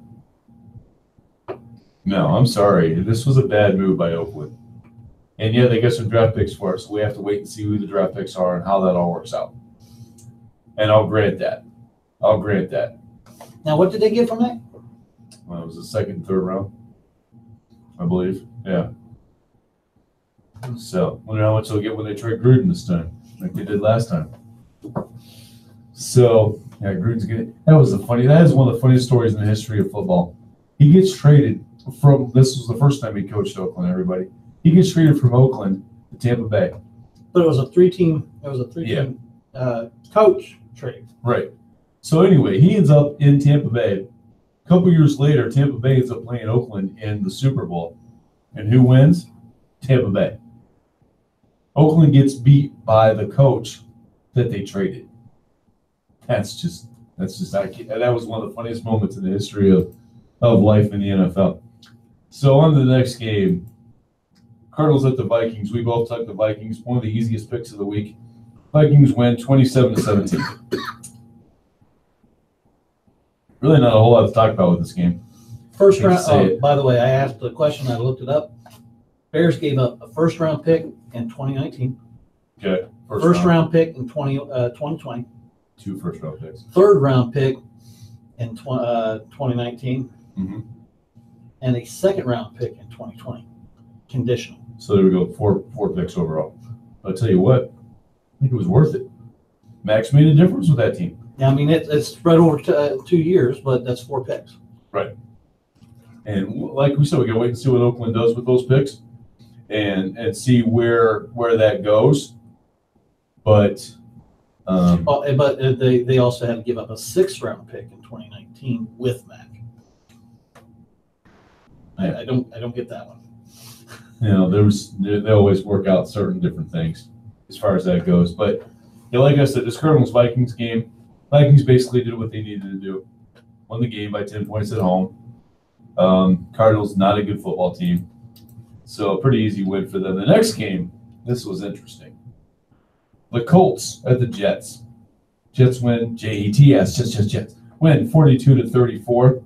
I did take the Jets. You took the Colts. And it was a nice win for the Jets. I don't have any faith in Andrew Luck at all at this point. I don't think the Colts are. I mean, this was a 42-34 game, but the Jets, obviously, there was a whole lot of defense in this game. Defense was optional, as this is in a lot of games in the NFL. But the Jets took care of business at home. Not surprised by me, but obviously you took the Colts. Yeah, I took Colts. It's definitely going to be, you know, I don't know. Once again, as I said, is with Eli Manning, he's down. Andrew Luck is still young enough; he can come back. Oh yeah, and he's that good. I just don't have faith in him right now. Right. I'm not saying that he won't be back to where he was before. I think he will be. Yeah, it's just this season. I don't see giving up on him. Well, they shouldn't. I hope not. I mean, but yeah, no, he'll be back. Yeah, I think so. And he'll probably be back enough to piss me off, and here I am sticking up for him right now. Yeah, I'm just saying I don't think it's this season, in my opinion. So I just don't think the Colts are a team that you should worry too much about. So see what happens with them, though, going down the road here. Panthers at the Redskins. I'm always quick to point out games that, well, we talk about all the games, of course, in the National Football League. So this is a game that Diamondback picked correctly, and I kind of Drew did not. I took the Panthers. They lose on the road to the Redskins, 23-17. Dave, we're mentioning Redskins in one of our segments tonight. Yes. 23-17. Bob's team wins. So this particular game kind of went the way I thought it was. I thought it was going to be low scoring and close. Yep. Turned out that way. Panthers had a shot at the end. Your favorite quarterback, Cam Newton, missed a wide open wide receiver in the end zone. But he did sailed it over his head. He did hit the wide open field. Yeah, he did. He sailed it over his head from about 20 yards out, and that was the ball game. It was the last play of the game. Mm-hmm. Had they got that touchdown, they needed big men. Had they got that touchdown, they would have. Hey, Homer. Call it. I don't care. All right. Who hit that touchdown at the end of the game? Yeah, Big Ben did, and Cam Newton did not. So there you go, and that's on the floor. That's okay. I'll pick it up. But yeah, the Redskins win that game, 23-17. Give it to Bob's team in that particular game. They pull it off. Bills at the Texans. There's a game we both picked the Texans. 20-13 Texans win. I'm kind of surprised it was that close. Well, the Bills, both of us don't have a lot of faith in the Bills. No. And they shock us once in a while. Remember, this is a team that went to Minnesota and won. Yeah. You know, the Bills roll out things. Maybe they're a little bit better than what we think. Oh, maybe. Probably not, but maybe. I have to actually pay a little bit more attention to them this week and see where they're at. So they win that game. We both took them. In a game that we both took, the Rams over the Broncos. Closer than I thought it was going to be. Rams win 23-20. but it was in Denver. It had snowed the night before. And I thought we were going to need to start for a snow game. However, it was not on regular TV. They were showing us the Ravens game at that time. And so apparently, We're talking real snow, not TV snow. Right. Oh, it was real snow. It Okay. snowed hard the night before. They got like 2 inches of snow in Denver the night before. And then by the time the game started, well, this time of year in Columbus, that would be hard. I mean, I understand it's Denver. They probably already had 4, 5, 6, 7 inches of snow by now. I don't know. But I'm just saying, that's a decent amount of snow for a football game. Meanwhile, Killer's probably cleared his driveway through. Yeah, exactly. Yeah. They just drive through what, 12, 14 inches of snow up there, and I don't think anything of it. Yeah. You just come down here and go, the dusting and people can't drive. Right. Welcome to Columbus, Ohio, my friend. So anyway, in a game that we both picked wrong, the Jags get absolutely crushed by the Cowboys. We both take the Jags on the road, and they lose to the Cowboys, the aforementioned Killers Cowboys. Yep. 40. Are you kidding me? 40-7. 40-7. The best defense in the NFL gives up 40 points. Did the Troy Aikman Cowboys come and play? I have no idea what happened here. I mean, the Cowboys put up 40 points on the best defense in the NFL. I don't get that one at all. But there you go. There it is. Jags lose 40-7. Unbelievable. We both picked them. We thought for sure. And Killer's probably laughing at both of us right now. Going, Yep. You guys, you idiots, picking against my Cowboys.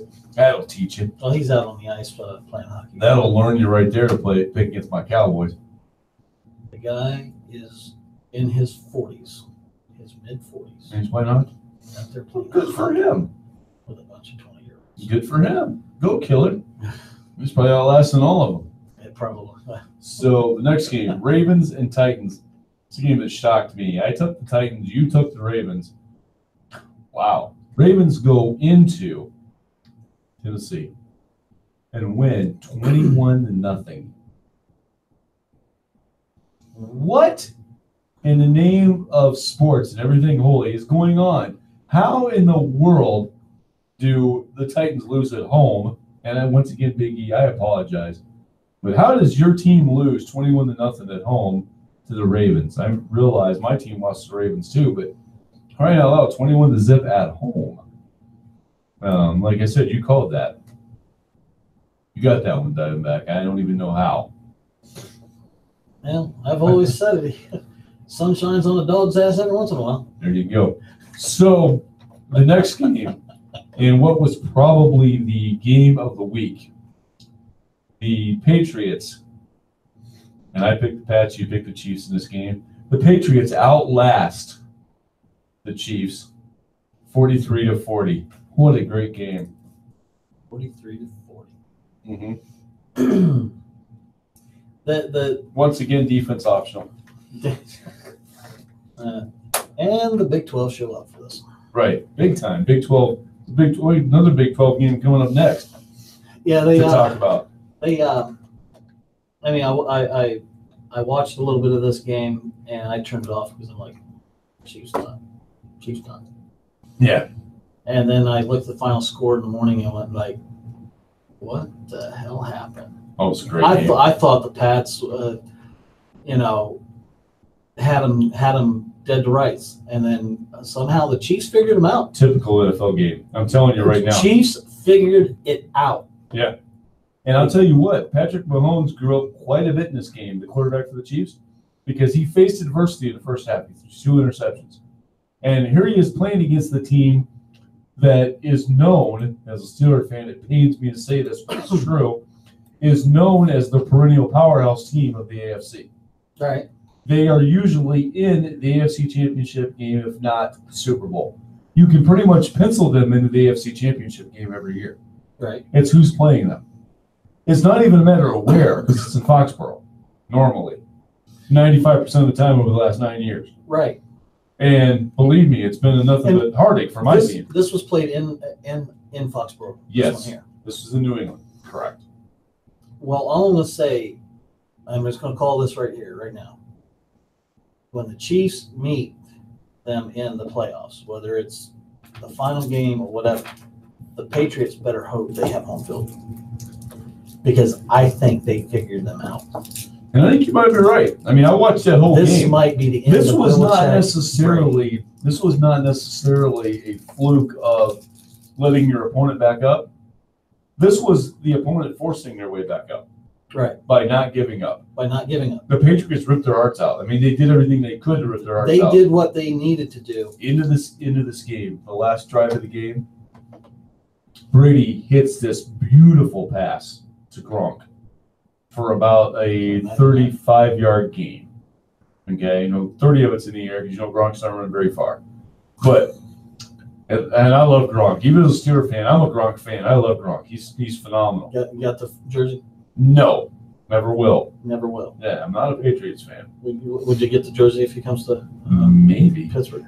So anyway, but he's a great player, and so is Brady. I mean, obviously, they're a good organization. They know what they're doing. As long as they've got Tom Brady and Bill Belichick, they're going to win a lot.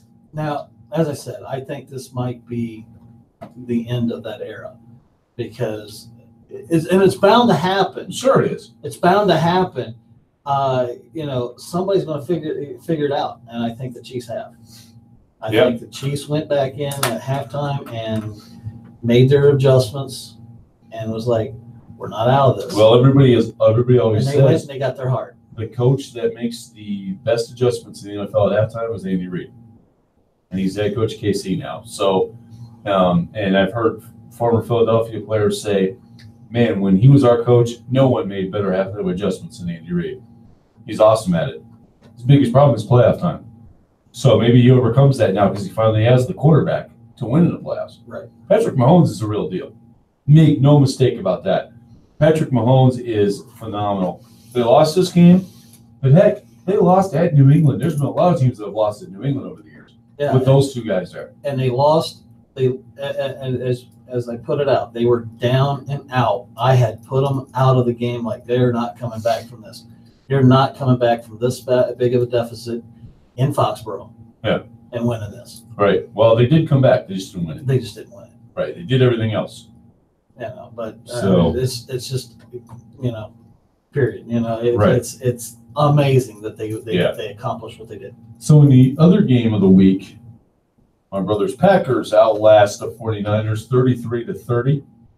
And we both took the Packers in that game. Yep. I really didn't see a whole lot of this game, honestly, but I understand that they were behind, and Aaron Rodgers made some great plays. I just see the highlights of that to get them back and win this game for them. Aaron Rodgers being Aaron Rodgers. This is why, as a sports fan, I would love to see the Packers and Pats in the Super Bowl just because of those two quarterbacks. We both know who I'd be rooting for, but the fact is that the Packers with Aaron Rodgers, that's a guy that messed up his leg a couple weeks ago. He's still playing, and still making great plays and pulling it off. Got to hand it to him on that. So, I mean, not really a whole lot to say about this game. We both took the Packers. I went 9-6 this week. The Diamondback went 10-5. 10-5. He gets a week, folks. He gets a week. Doesn't happen often. I kind of usually wins. That's okay. I give you 1 week now and then. I've only got 1 week? I thought I had another week. I didn't say you only had 1 week. I said I give you 1 week now and then, which means that there was a then. There's a now. Well, we tied too. We tied 1 week. Yeah, we tied 1 week, and I've won the rest of them. So there we go. They're coming to get me. You hear the sirens? Here's the sirens. Sirens are out there. Ooh, lights are right outside the window. Yeah. See, you're in our beautiful skyline of downtown Columbus. Yes, the skyline window. So when we come back from this next break, we are going to talk about, we're going to make our picks for this coming week and maybe tease next week's topic. Really? You got an idea? I've got a couple ideas. Well, when was you going to include me on this? At the time of saying during this song, during this commercial. Oh. Get a haircut, get a real So the ideas, Are you getting shaggy? the two topics I thought of. Should fighting be a part of the game in the NHL? Okay. And should college football players who know they're going to be drafted by the NFL skip bowl games or even an entire season? Those are the only 2 topics that came up with. Wow. I like them. Okay. So we'll promo those. I don't know if we'll get to both next week because we might be able to cover 2 segments with one of them. Yeah, I think we should start with the we got to NHL. talk after this about that. Some points of view that a couple of people have given me. Okay. Need this.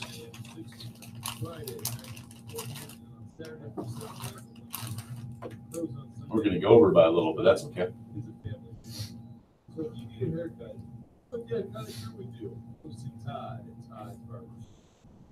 Welcome back, everybody, to the Ferocious Pony Productions of the iconic Drew and Diamondback Sports Opinion Show. And welcome back, Diamondback, as well. Your mic is now on, brother. All right. So, and a hashtag saved the crew phone line. Not working tonight. Not sure what happened with that. Do apologize for that. We are across all the mediums tonight, though. My Facebook page. We are at lms.diamondback on YouTube. The WTMHradio.com, sponsored by Unplugged Magazine. And on the iconic Drew. Sound on. Sound only. On the, that's good because you don't want to see me anyway. On the iconic Drew YouTube page as well.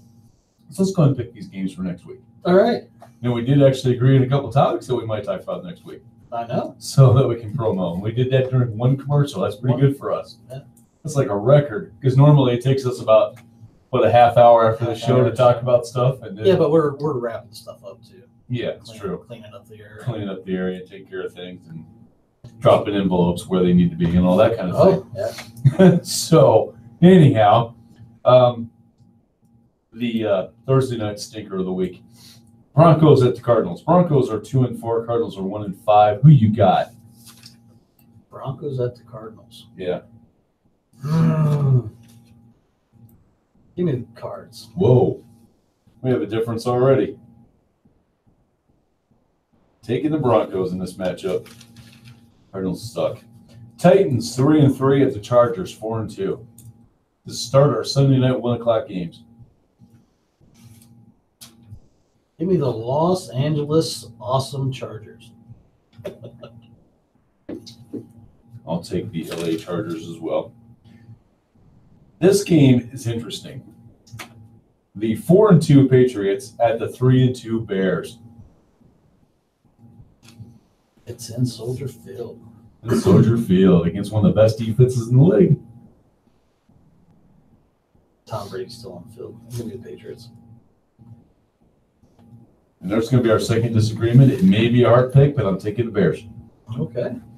Heck with the Patriots. This is funny here after what I just said about this team a few moments ago. The 2-4 Bills travel to the 1-5 Colts in the must-see matchup of the week.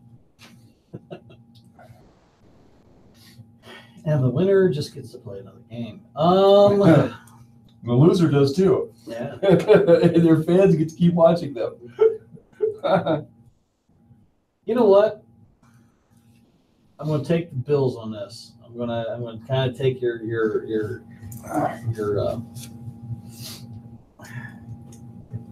maybe just Andrew Luck just needs to prove himself again.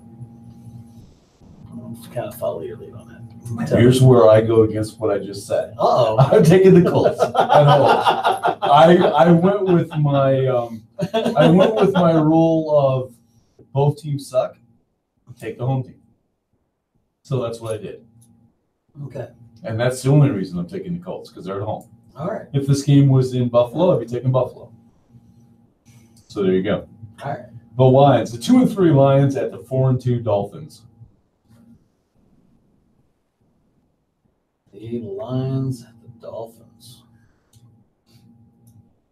Oh my goodness. Did you even follow the Give me the Dolphins. Okay, we'll agree on that pick. Update time. How is the Raptors and Cavs doing? Give me 1 second. Let me find it. Wow. This is. Well, I'm looking at other stuff here, and at least we can, kill some time while you're doing that. working with Vista here, man. Wow. Come on, it's updating. Okay. So there we go. Oh, fourth quarter. Yeah. 2 minutes and 54 seconds to go. Whoa. Cavaliers have closed the gap. Uh-oh. 101 to 109. Okay, so the Raptors are still up by 8 with 2.5 to go. We'll get an update. 2 minutes and 54, so almost 3 minutes. We'll get the update at the end of the show and see if it's final yet at that point. Okay. Probably Vikings 3-2-1 at the 3-3 Jets. Vikings. And we agree again. We'll take the Vikings all day in that game. The Panthers 3-2 at the 3-3 Eagles. I know who you're taking. And the Eaglets. Yeah, me too. At least we have 3 games different right now, so that's good. The Browns, the 2-3-1 Browns at the 2-3 Buccaneers. Raymond James Stadium, Mm-hmm. Tampa Bay, Florida. Tough place to play, as you well know, being a Falcons fan. It really is. Even when they're having down years, it's bad. It's a tough place to play. Let's go ahead and go with. Give me the Browns. Give me the Browns. So that's 4 different. I've got the Buccaneers at home. Sorry, Cleveland. I think this is a hard pick here because the Browns, playing, a division game, division team. I think this comes down to a hard pick. But Well, of course, and it's a hard pick the other way for me. so, I mean, because the Browns lose this, they go 2-4-1, which I'm fine with. So, anyway, all right. the 3-3 Texans at the 3-3 Jags. Tie ball game. It's our 3rd tie of the year. Shoot. I'm gonna pick a winner here. I'm gonna go ahead and take the Jaguars. Yeah, me too. The 4-1 Saints at the 4-2 Ravens.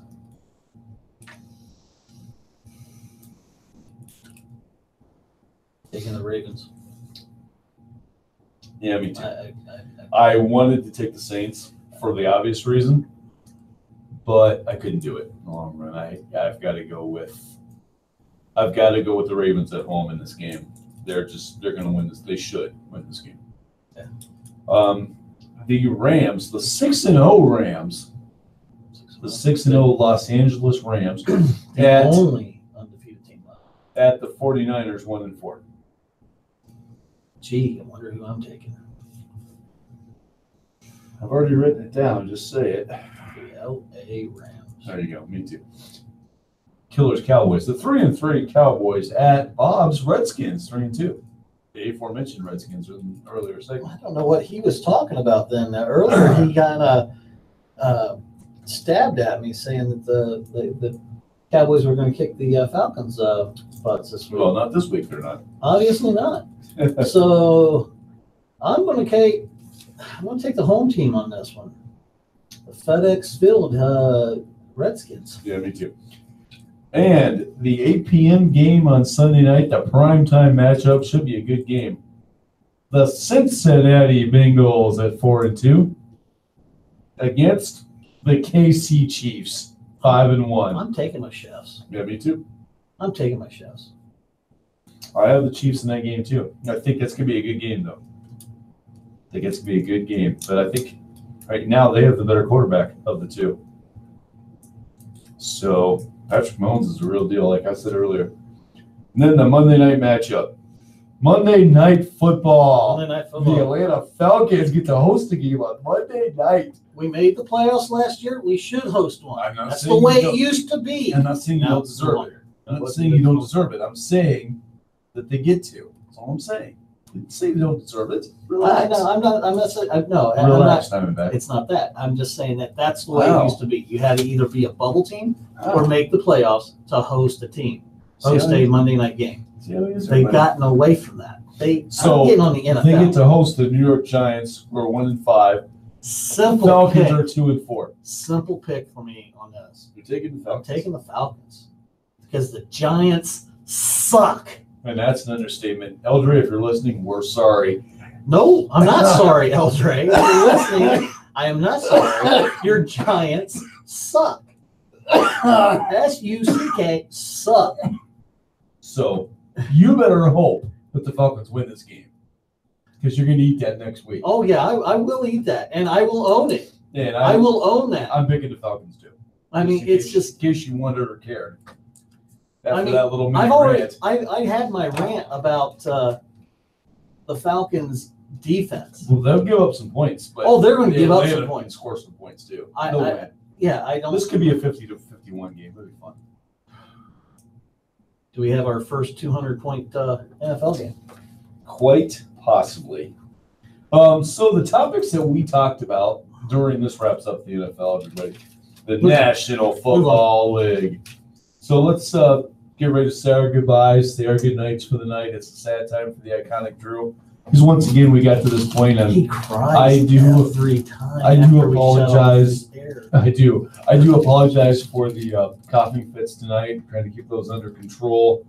Need to get to the doctor and find out what's going on. It's a matter of time. My Get little everything coughing fit that you called it was a taken- choking fit, by the way. Taken care of. And I do apologize for that. So, but the topics for next week, we get beyond the rants, beyond college football and pro football, and the sports bumpers that we do every week and all of that type of thing. Beyond that, we decided the two topics for next week, and we might not get to both of them. The first one I listed here might take up 2 segments. We'll see. Should fighting be a part of the game in the National Hockey League? That's the first topic. I know, wait.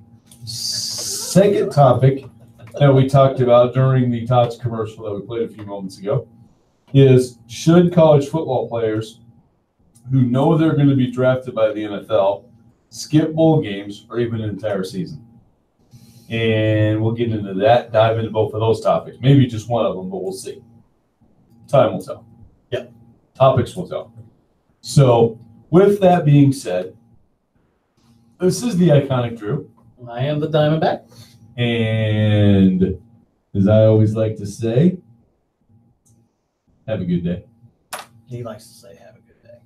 So I'm going to say, have a good day. Thank you. And as always, enjoy. And we will see you all next week. That time will be 7 p.m. to 10 p.m. unless we announce a different time, which I don't see happening this time. So once again, that's 7 p.m. to 10 p.m. This has been the iconic Drew and Diamondback Sports Opinion Show. Good night, everybody. Apparently that was ready to go. I don't know what it's doing, but I have. Meanwhile, while Norman Bates hacks at something there, yeah. it's literally, I know they're saying like 3, but it sounds like. So, anyway, people, thank you for tuning in to the Ferocious Building Productions Presents, so the that iconic Drew Diamondback Sports Opinion Show. Do appreciate everybody that has tuned in. Anybody that does tune in, any type of comments that you want to give, please give us give them those topics. If you do tune in and you are a business owner, want to talk to us about sponsoring the show, I'm sure we can come up and see what we can do for you. Have a great day, and as always, enjoy.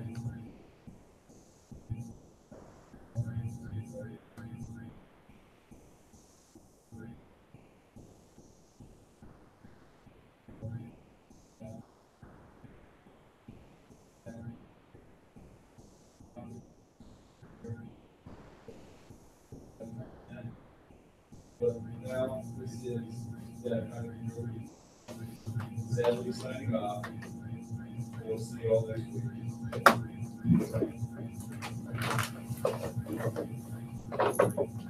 Bye, every week. You are funny. Share. Post. Jesus Christ, it's cold as hell. I'm gonna start wearing a hoodie in here. What the heck is going on with this?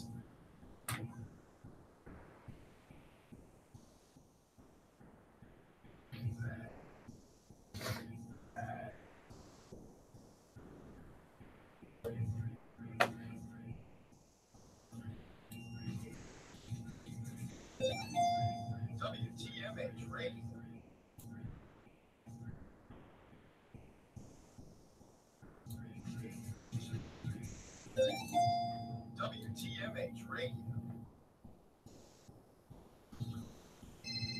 There we go. Why is my phone at 36? It didn't charge. Son of a biscuit eater. Probably because of the angle and everything. Hey, baby, what you doing?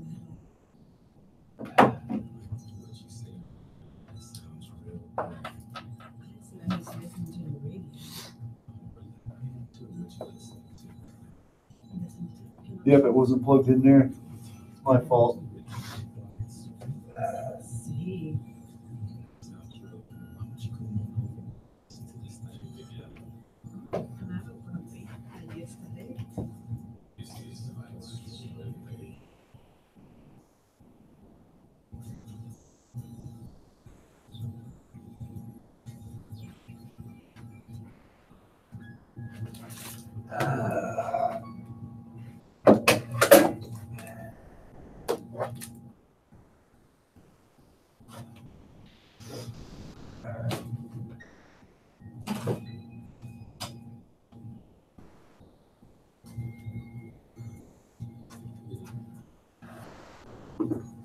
Okay.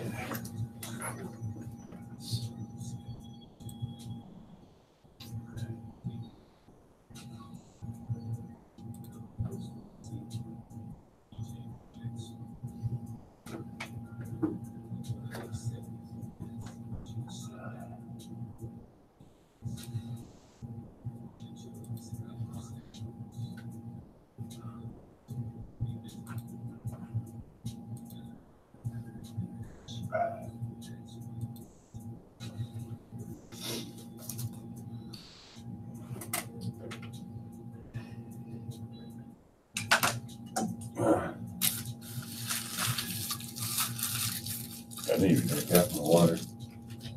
I know. Organize all that later. Does not need to be organized tonight. Nope. Do we pay for heat? I don't know what the hell we paid for Diamondback. I mean, Jim. To be honest with you, I really don't know. When's this lease up? I gotta find out. I have my paperwork. I think.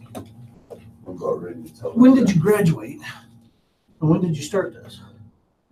But I started shortly after I graduated. I graduated in April, I think. Okay. Because that's where I was putting you at, about April. Yeah. So. Because I want you to finish your lease because I don't want this to go bad on your credit. Yeah. Because I already got things in the works. This ferocious money's going with us. Oh yeah. Well, hell yeah, it's ours. Technically yours. Yeah, right now it is mine.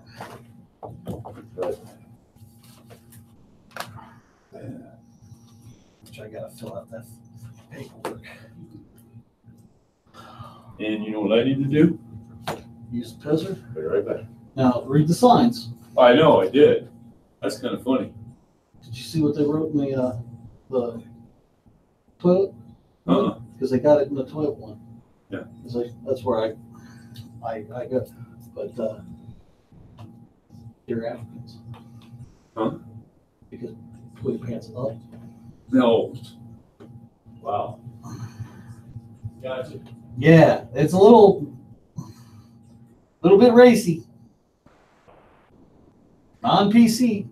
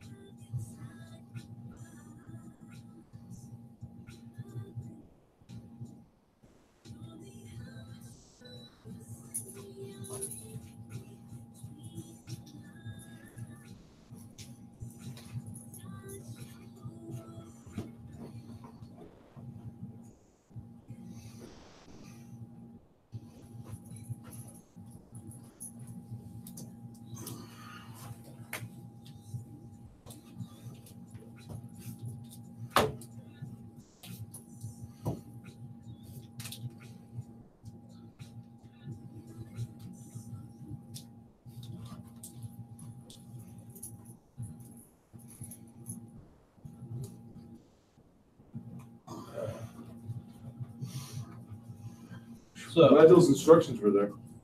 Go ahead. I'm just kidding. pants all the way up. Yeah. Well, you know, yeah. Anyways. I should have known to stop the broadcast. I'm not messing with the